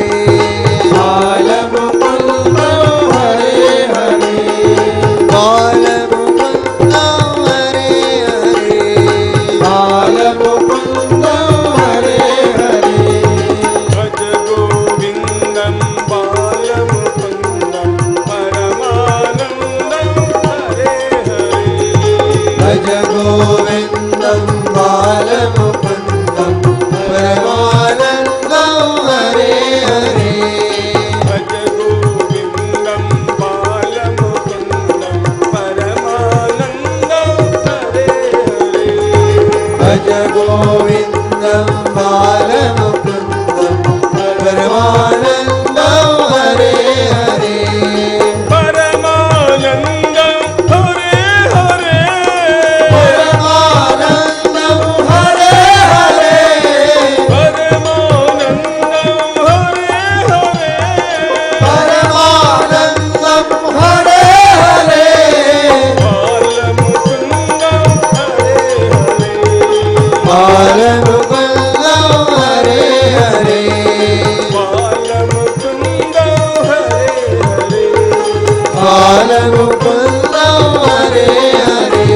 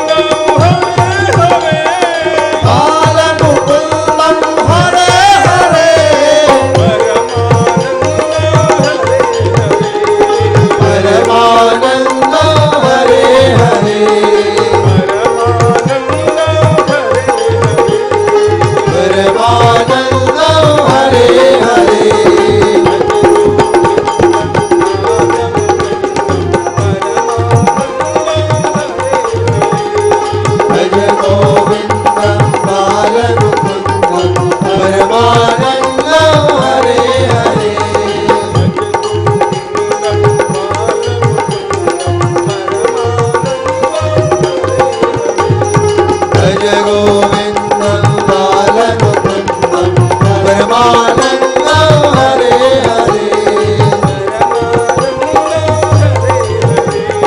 परमानन्दं हरे हरे परमानन्दं हरे हरे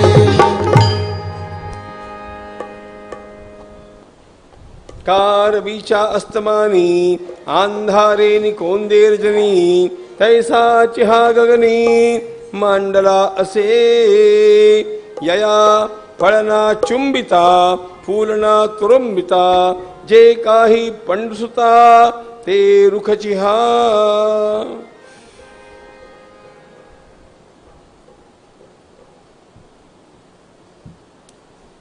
15वें अध्याय में रचना की भी एक बड़ी सुंदर विशेषता है। सारे दर्शन शास्त्र में 3 बातों को ठीक से जानना होता है। जगत क्या है, जीव क्या है, जगदीश्वर क्या है और इनका सबका कुल मिलाकर के संबंध क्या है। इतना सा जानने से सारी बात समझ में आ सकती है थोड़े में। और भगवत गीता का यह एक ही अध्याय ऐसा है जिसमें सारे विषय व्यवस्थित रीति से आ गए हैं। जगत का स्वरूप, जीव का स्वरूप, जगदीश्वर का स्वरूप और इनका परस्पर संबंध, यह सब कुछ इस यहां पर एक ही अध्याय में आ गया।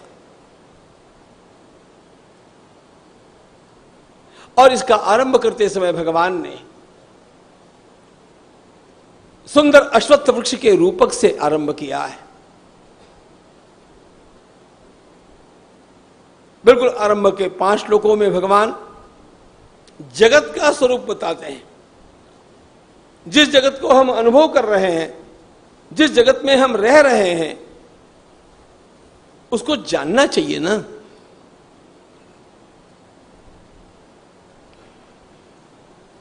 इस जगत को भी जानना हमारे ज्ञान का एक अंग है। हम लोगों ने ज्ञान की व्याख्या में देखा है कि आत्मा के ज्ञान को ज्ञान कहते हैं, संसार के ज्ञान को विज्ञान कहते हैं। अब यहां पर भगवान ने एक सुंदर अश्वत्थ वृक्ष के रूपक के माध्यम से संसार का वर्णन किया है। ठीक यही रूपक लेकर के उपनिषदकार भी इसका वर्णन करते हैं। उपनिषद के ही विचार भगवत गीता में पुनः हम लोगों को एक अलग ढंग से आए हुए मिलते हैं। ये तो आज स्पष्ट है। भगवान कहते हैं, अर्जुन, ये सारा संसार अश्वत्थ के वृक्ष जैसा है। ये सारा संसार अश्वत्थ वृक्ष है। अश्वत्थ कहते हैं पीपल को या वड को, लेकिन यहां पर वट अथवा पीपल इसकी आवश्यकता नहीं है। इसको जो अश्वत्थ कहा गया, यह इसका पारिभाषिक नाम है। यह यौगिक संज्ञा है, रूढ़ संज्ञा नहीं। 2 प्रकार की संज्ञाएं होती है। रूढ़ी से चली आई और उस शब्द का ज्ञान करके प्राप्त की गई। अश्वत्थ शब्द जो है उसका सीधा अर्थ है न श्वोपि तिष्ठति इति अश्वत्थः। शिव शब्द का अर्थ है कल। यह ऐसा वृक्ष है अर्जुन जो कल तक भी टिकता नहीं। कल तक भी न टिकने के कारण यह अश्वत्थ कहलाता है।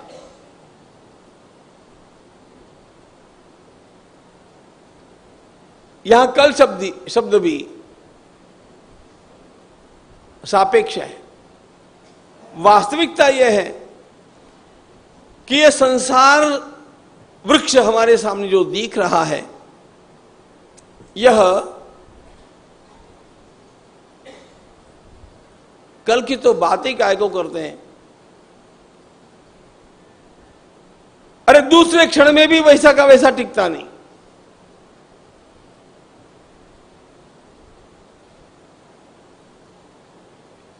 इसलिए इसको अश्वत्थ कहते हैं।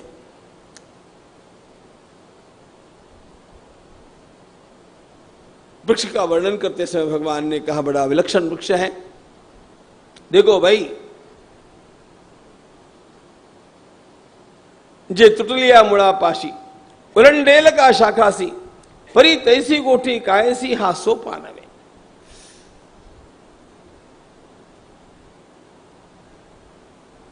यह है उल्टा।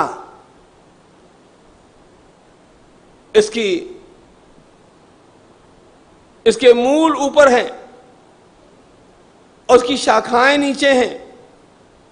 सामान्य वृक्षों में मूल नीचे होता है भूमि में, शाखाएं ऊपर जाती हैं। यह उल्टा है। अर्थ बाद में देखते हैं। और कहते हैं भगवान कि भैया बड़े मौज का वृक्ष है। का दयाचा अस्तमानी आंधारे न कोंदे रजनी तैसा चिहा गगनी मांडला असे। इसका केवल अस्तित्व ही अस्तित्व दिखता है। इसमें से प्राप्ति क्या है?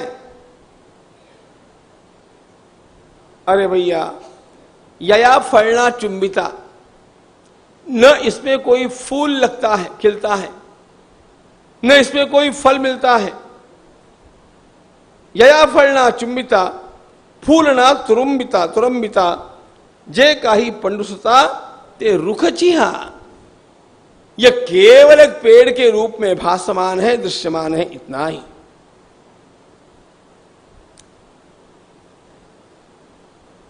अब तुम्हारे मन में आएगा, भगवान ने कहा अर्जुन से, तुम्हें ऐसे लगेगा कि इसके ऊर्ध्वमूल का मतलब क्या है? अच्छा, यह कल तक भी नहीं टिकता, इसका अर्थ क्या है? अच्छा, इसकी शाखाएं नीचे हैं, इसका क्या अर्थ है? थोड़ा सा खोल करके बतलाइए ना। आता ऊर्ध्व का कवण ये थे मूलते किम लक्षण का अधोमुखपण शाखा कैसिया। अच्छा, इन शाखाओं में भी सारी की सारी नीचे जा रही है कि कुछ ऊपर भी वापस आ रही है? थोड़ा सा हम इसको विस्तार से जानना चाहते हैं। भगवान ने कहा सुनो, बतलाता हूं। धनेश्वर महाराज कहते हैं जैसे भगवान ने कहा सुनो बतलाता हूं, तो क्या हुआ? एके प्रेम रसे सुरफुरे बोलने जब यादव वीरे तब अवधान अर्जुनाकारे मूर्त दाहले। महाराज की भाषा है। वे कहते हैं the whole attention was personified as Arjun. Arjun गौर से सुनने लगा, ये कहना अलग, और सारे अवधान ने ही, सारी सावधानता ने ही अर्जुन का रूप ले लिया, मानो यह कहना अलग। ये साहित्य देव निरूपिति ते थे कुले एवड़े श्रोते पण फाकले जैसे आकाश थे उपसरले दाही दिशा। प्रभु ने स्वयं अब अर्जुन के जिज्ञासा को पूर्ण करना आरंभ किया। मगमणे धनंजया ते ऊर्ध्व गाया तुरुयया ये ने रुखेच काया ऊर्ध्वतागमे। भगवान कहते हैं सुनो अर्जुन, वास्तव में यह जो संसार वृक्ष है इसको अश्वत्थ क्यों कहते हैं, इतना तो मैंने बतला दिया। वास्तविकता ही यह है कि यह जरा भी टिकता नहीं है, प्रतिक्षण परिवर्तनशील है। कल नहीं, प्रतिक्षण, इसलिए इसको अश्वत्थ कहते हैं। इसका जो मूल ऊपर है ऐसा बतलाया ना। अरे भैया, बात ऐसी है तैसी सतना असत हो ये जे विचारे ची नामन साहे ऐसिया परिची आहे अनादिवंती जे नाना तत्वांची मांजुस जे जगत भासाचे जगत भ्राचे आकाश आकार जाताचे दुःख जे भोद्रो बीजिका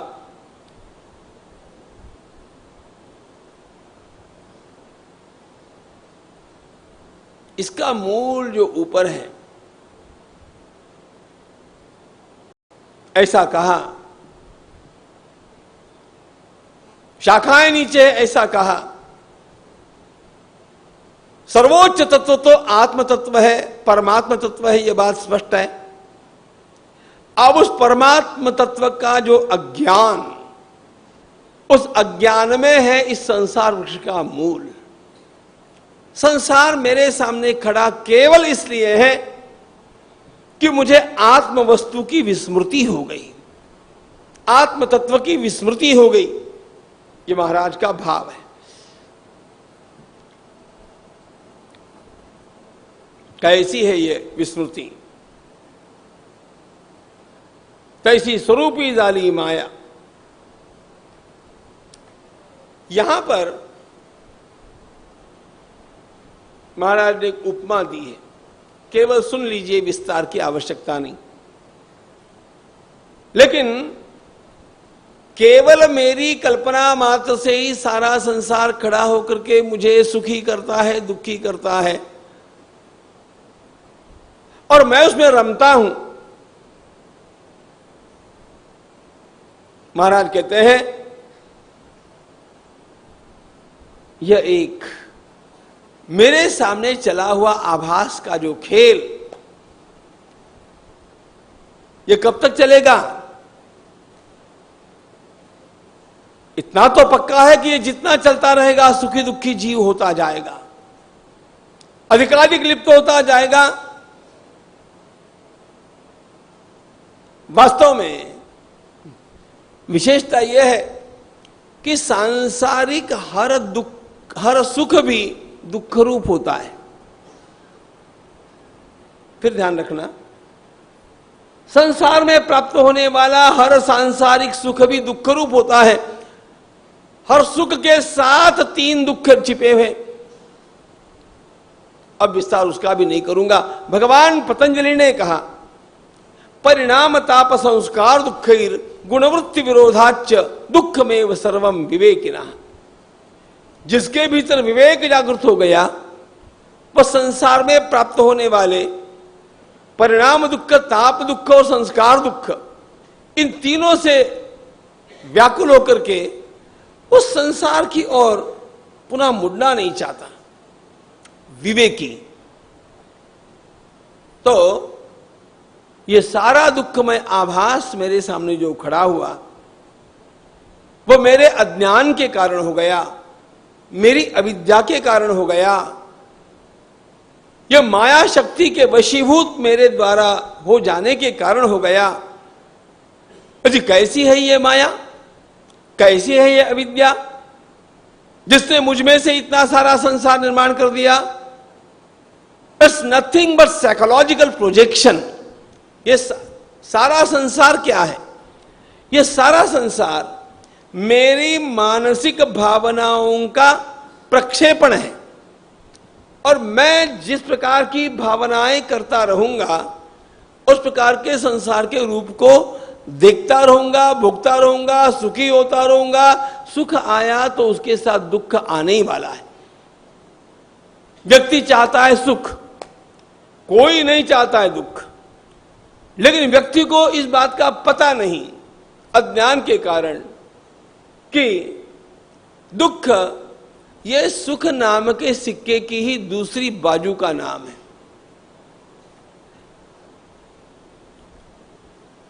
आप सिक्का तो जानते, कोई भी कॉइन, सिक्का, ऐसा कभी हो सकता है क्या कि सिक्के की एक बाजू तो मेरे पास हो, दूसरी नहीं हो?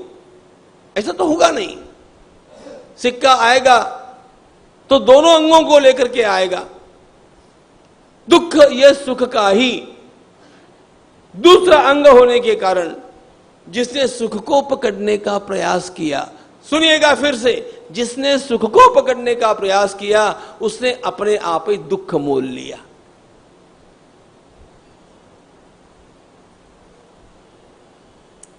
कहीं भी करके देखिए। अब होता क्या पता है, आदमी चालाक भी इतना है ना कि वह उन सारे दुखों में से भी मिलने वाले थोड़े से सुख को ही अच्छा मान करके चलाता है अपनी गाड़ी को। अरे चलो इतना करके इतना तो मिला। यहां पर क्या हुआ पता है? अरे लोगों के तो यहां पता नहीं क्या क्या घटनाएं होती है, अपने यहां उतना बुरा तो नहीं हुआ। आदमी समाधान मानता है ना। मुझे भवभूति की याद आती। प्रतीकारं व्याधे सुखमिति विपर्यस्यति जनः।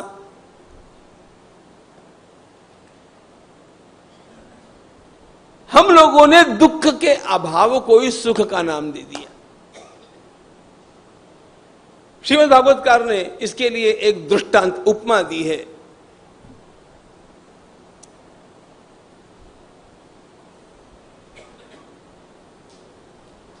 यहां से मुझे जाना था उस पार, कोई साथ में नहीं हो, उठाने वाला भी कोई नहीं मिले, तो अपना सारा सामान लेकर के अब जाना ही है तो जाना ही है। उस पार गए बिना वाहन नहीं मिलेगा, तो सारा बोझ लेकर के आदमी चलता है और चलता चलता चलता, अब उसको आदत तो है नहीं, कंधा दुखने लगता है। फिर क्या करता है, जैसे तैसे राम झूले के पास तक पहुंचता है, फिर एक बार तो अपने सामान को नीचे रखता है, फिर जरा देखता है ठीक है,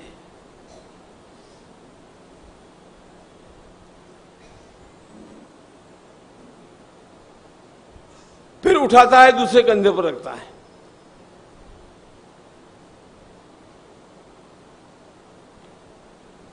सामान दूसरे कंधे पर चला गया तो इस कंधे को क्या मिला? आराम मिला, सुख मिला। हम लोगों ने सारी सुख की व्याख्या ऐसी कर दी। संसार के बड़े बड़े दुखों को देखा, अरे उसको वो रोग हो गया, उसको वो रोग हो गया, उसको वो रोग हो गया, उसको वो, मेरे कुछ नहीं हुआ, चलो भाई, कुछ नहीं होने का ये सुख। उसके यहां रेड हो गई, उसके यहां और कुछ हो गया, उसके यहां कुछ हो गया, मेरे यहां कुछ नहीं। ये अपना इतना ही समाधान मानता है। इसकी सुख की सारी कल्पना नेगेटिव हो गई। दुख के अभाव को इसने सुख माना, जबकि वेदांत शास्त्र का कहना इससे उल्टा है। वेदांत शास्त्र दुख के अभाव को सुख नहीं मानता है।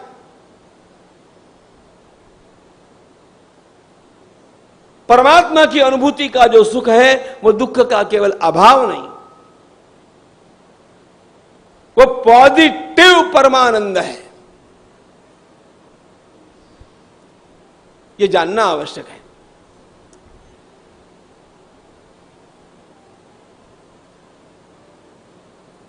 मनुष्य स्वयं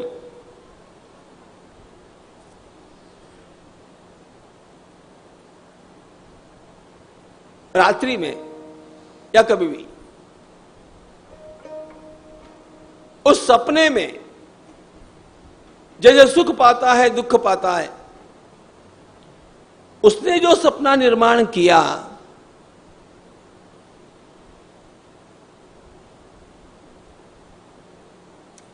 ज्ञानेश्वर महाराज ने यहां पर जो सपना बतलाया वो बतला देता हूं आपको। वे कहते हैं, स्वप्नी प्रिया पुढे तरुणांगी निदेली चेवऊनी वेगी आलिंगले निवीण आलिंगी सकामू करी तैसी स्वरूपी झाली माया आणि स्वरूप नेणे धनंजया तेच रुखाया मूळ पहिले।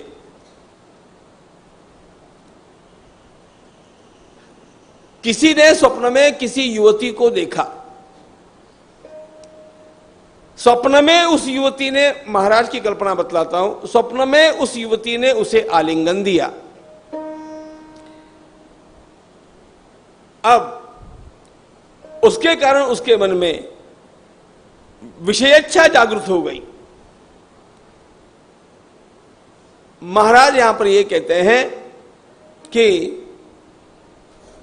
स्वप्न में जिस दृश्य को उसने देखा, उस दृश्य में जिस युवती को देखा, वो किसकी निर्मिति थी? उसको निर्माण किसने किया था? उसी ने किया था। क्योंकि जब जग करके वो देखता है तो कोई नहीं है, कुछ भी नहीं है। अपनी ही कल्पना से वह दृश्य को निर्माण करता है, दृश्य में रस भी लेता है, उससे आह्लादित भी होता है, और जगने के बाद ध्यान में आता है कि अरे तो कुछ भी नहीं था। स्वप्न में एक युवती को देखा और उसने इसे सकाम कर दिया। महाराज कहते हैं उसी प्रकार अज्ञान की निद्रा में माया नाम की युवती इस जीवात्मा को जो दृश्य दिखाती है, उसका अर्थ नाम है संसार। निद्रा कौन सी? अज्ञान की। बिना अज्ञान की निद्रा संसार का सपना दिखेगा नहीं। बिना अज्ञान की निद्रा संसार का दृश्य दिखेगा ही नहीं। वो दिखेगा, संसार के रूप में नहीं दिखेगा, वो कुछ और रूप में दिखेगा। वो बाद में देखेंगे क्या दिखेगा।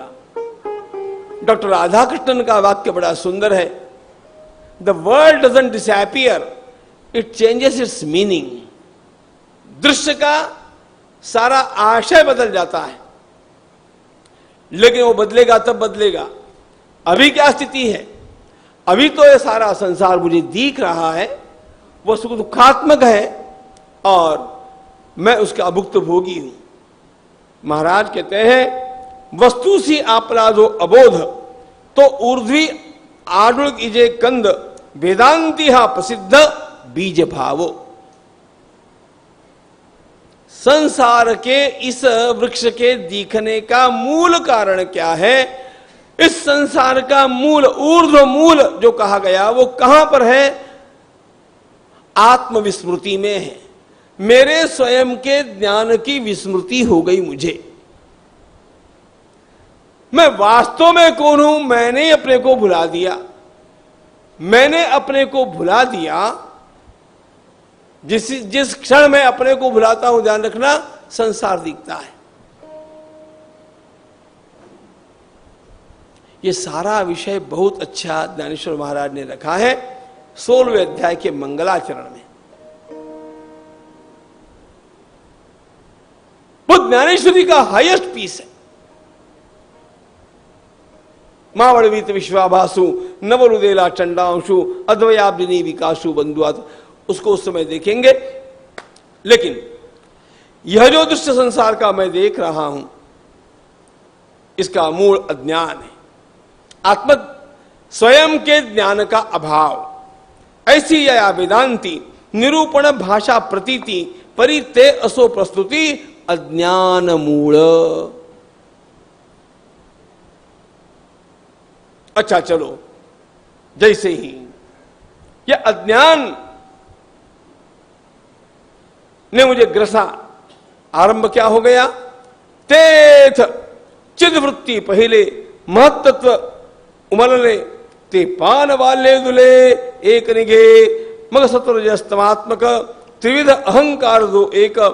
अब देखो, महाराज की विशेषता यह है कि किसी भी एक रूपक को ग्रहण कर लिया।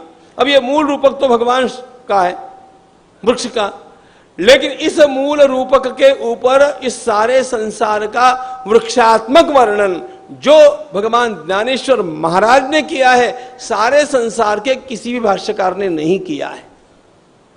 उतना बतलाने का समय नहीं होता है, इतना ध्यान में दीजिए, कभी स्वयं पढ़िएगा, समझ लीजिएगा। अब यह जो वृक्ष है जिसका मूल मेरे अज्ञान में है, अब अज्ञान के कारण जैसे ही इसका आरंभ हुआ, इसमें पहली कोपल जो फूटी है उसका नाम है महत्तत्व, बुद्धि तत्व। फिर त्रिविध, 3 प्रकार का अहंकार। ये सारी सांख्यों की सृष्टि की प्रक्रिया है।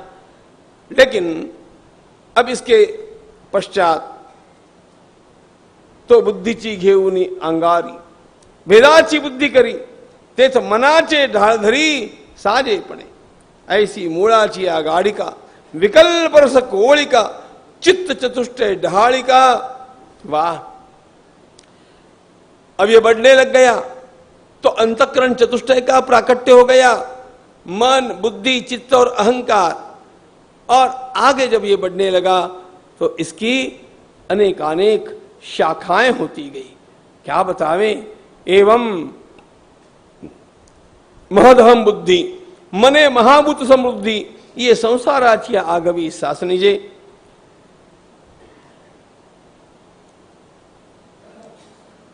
तरी महाराज कहते हैं श्वामंडे उखा तोवरी एक सारखा, नाही निर्वाहो दया रुखा प्रपंच रूपा।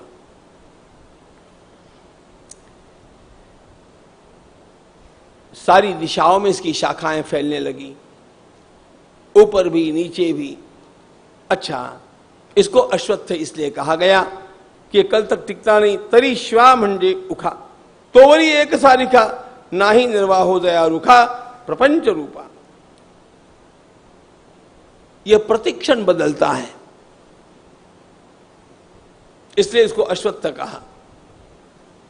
लेकिन इसको अव्यय भी कहा, बिल्कुल बदलता नहीं है, जैसा है वैसा का वैसा है। ऐसा क्यों कहा? जैसे वाहते पानी जाए वेगे, तैसे च आणिक मिले मार्गे, ये तो असतजे असजे जगे मानिए संत। अब बात को थोड़ा सा समझ लीजिए, थोड़ा विज्ञान की दृष्टि से भी समझ लीजिए। जब भगवान शंकराचार्य महाराज कहते हैं कि संसार मिथ्या है ना, तो लोगों को लगता है हाँ, ये क्या बात कर रहे हैं।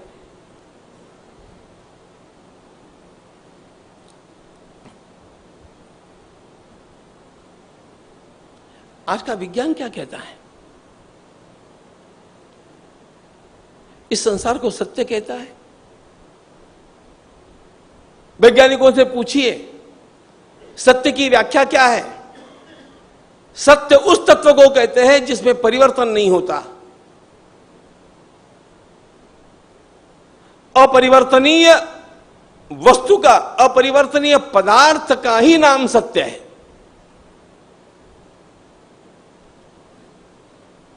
और संसार में प्रतिक्षण परिवर्तन चल रहा है, प्रतिक्षण।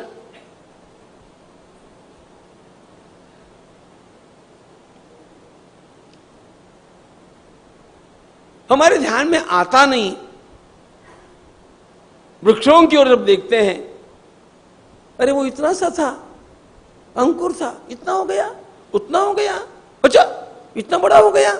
हम जब पिछले समय आए थे यहां पर, तब ये पेड़ तो इतना ही था, अब इतना हो गया। बड़ी, वो एक दिन में होता नहीं है, प्रतिक्षण वो बदलता जाता है, प्रतिक्षण। वृक्ष की बात मैंने केवल आपका ध्यान आकृष्ट करने के लिए कही। जैसे एक वृक्ष में प्रतिक्षण सब कुछ बदल रहा है, उसी प्रकार संसार के कण कण में सब कुछ प्रतिक्षण बदल रहा है। हमारे शरीर के भीतर भी सब कुछ प्रतिक्षण बदल रहा है।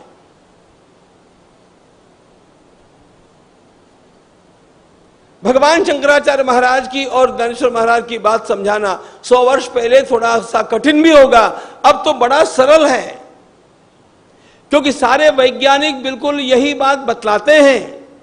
It's changing everything. ये सारा संसार क्या है, इसमें क्या है, इसमें क्या है, इसमें क्या है, ये सारा इलेक्ट्रॉन्स का खेल। और ये इलेक्ट्रॉन्स इतने वेग से, इतनी गति से चलते हैं, उनकी गति के कारण हमारे ध्यान में ही नहीं आता कि वास्तव में यहां पर कोई क्रिया हो रही है। उसकी सूक्ष्मता के कारण ध्यान में नहीं आता।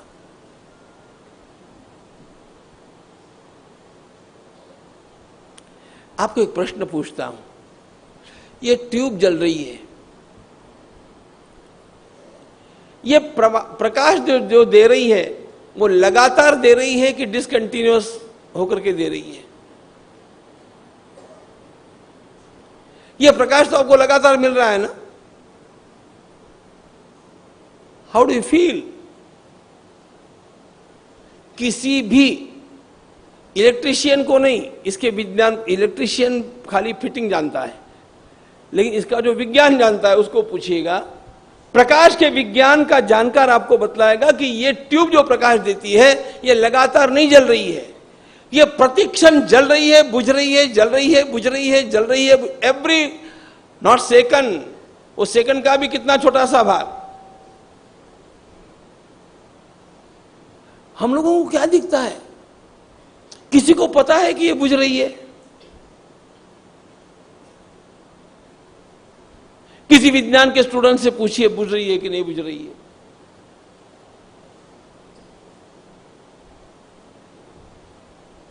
हमें तो लगता है लगातार जल रही है। रोज रोज इस भ्रम में हम बैठते हैं ना, और इसको सत्य मानते हैं, क्योंकि उसका जलने बुझने का वेग इतना अधिक है कि हमारी आंख उसको ग्रहण नहीं कर पाती है, उसे वो कंटिन्यूअस लगता है। अब इतनी छोटी सी बात हमें भ्रमिष्ट कर सकती है, छोटी सी, तो सारा संसार जिस परमात्मा ने बनाया और अत्यंत वेग से दौड़ने वाले इलेक्ट्रॉन्स से बनाया, जबकि इलेक्ट्रॉन्स के भी नीचे अब जाकर के चर्चा चलती है, ये सारी तरंगे हैं, और सारा वास्तविकता तो यह है कि इसमें से वैज्ञानिकों ने जड़त्व को ही समाप्त कर दिया। उनको पता नहीं चल रहा है कि यह संसार दिखता तो है, बदल भी रहा है। इसको सत्य नहीं कहा जा सकता, इसको असत्य भी नहीं कहा जा सकता। दिखता है इसलिए असत्य नहीं कह सकते, नष्ट होता है इसलिए सत्य नहीं कह सकते। जिसको सत्य भी नहीं कह सकते और असत्य भी नहीं कह सकते, उसी का नाम होता है मिथ्या। सद असद विलक्षण, असच्चेत न बाध्येत, ओ गलती हो गई मेरी, सच्चेत न बाध्येत, असच्चेत न प्रतीयेत। होता ही नहीं तो दिखता ही नहीं, कुछ तो है। ओ तो फिर उसको सत्य कहो, तो कहते कि बदलता है, नष्ट होता है, उसको न सत्य कह सकते न असत कह सकते हैं। केवल दिखने मात्र से एकाध पदार्थ सत्य होता है, इस बात को त्यागना पड़ेगा। आज बेचारे वैज्ञानिक इस स्थिति तक आकर के पहुंचे हैं कि हमारी खोज करने के जो उपकरण है, इन उपकरणों को ही अब जांचना पड़ेगा। Are they potent of knowing the ultimate reality? And they don't appear to be. इसलिए ताओ ऑफ फिजिक्स में फ्रिट्ज कैप्रा ने कहा कि अब फिजिक्स को यदि आगे कुछ प्रगति करनी है तो भारत के मेटाफिजिक्स का ही अध्ययन करना पड़ेगा। यहां तक आकर के पहुंच गए। निरंतर बदलता जाने वाला है संसार, हमको अव्यय दिखता है। अच्छा, दूसरा उदाहरण देखिए, अंधेरा हो, एक अगरबत्ती लीजिए और एक अगरबत्ती को वेग से घुमाइए। एक अगरबत्ती को वेग से घुमाने पर आपको वहां पर अगरबत्ती का ज्वाला का अथवा अग्नि का बिंदु नहीं दिखता है, आपको उसका मंडल दिखता है, कंकण दिखता है। क्यों दिखता है? वेग से घुमाने पर दिखता है, धीरे धीरे घुमाएंगे तो नहीं दिखता है, वेग से घुमाएंगे तो दिखता है। इलेक्ट्रॉन्स के वेग के कारण और इन सारे पदार्थों के वेग के कारण हमारे नेत्र भ्रम में हैं। छोटे बड़े पर्दे के ऊपर चलने वाले जितने भी दृश्य हम देखते हैं, दृश्य वहां पर नहीं होते हैं, वास्तव में क्रियाएं नहीं होती है, लेकिन वो हम सत्य जैसा मानते इसलिए है कि केवल वे सारी फिल्में अत्यंत वेग से दिखाई जाती है। इसको कहते हैं प्रवाह सातत्य। संसार अव्यय कैसा है?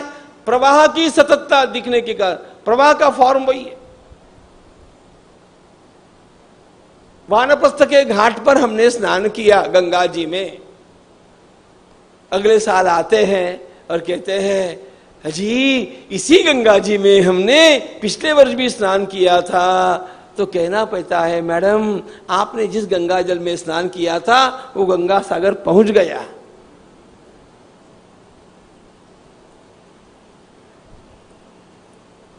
गंगा जी के प्रवाह में एक ही जल में दोबारा स्नान नहीं किया जा सकता, क्योंकि जिस जल में वो स्नान करने की बात में हमारे लॉजिक हाथ डुबाया नहीं जा सकता, क्योंकि जिसमें आपने हाथ डुबोया वो जल निकल गया। लेकिन फिर भी हमें लगता क्या है ये वही गंगा जी है। ये प्रवाह सातत्य, ये प्रवाह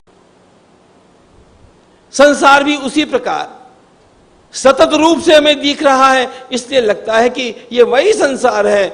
महाराज कहते हैं अर्जुन इसका कोई ठिकाना ही नहीं है।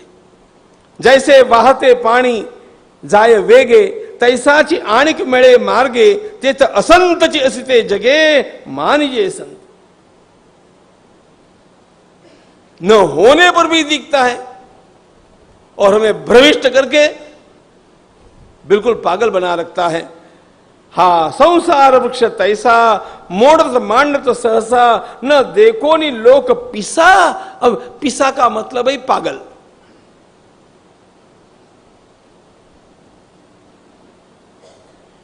पागल होकर के इस सारे निरंतर परिवर्तनीय मिथ्या संसार के पीछे मनुष्य दौड़ता है। थोड़ी उसके साथ मौज मस्ती कर ले दूसरी बात है, उस पर फंसता है, उसके लिए रोता है और उसके लिए पता नहीं क्या क्या करता है। जान लो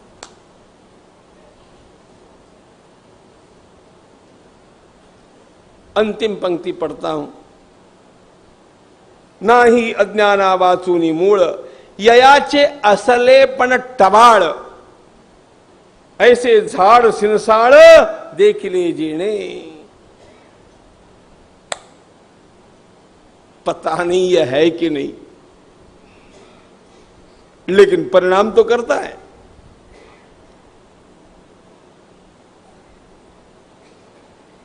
अर्जुन सुनो,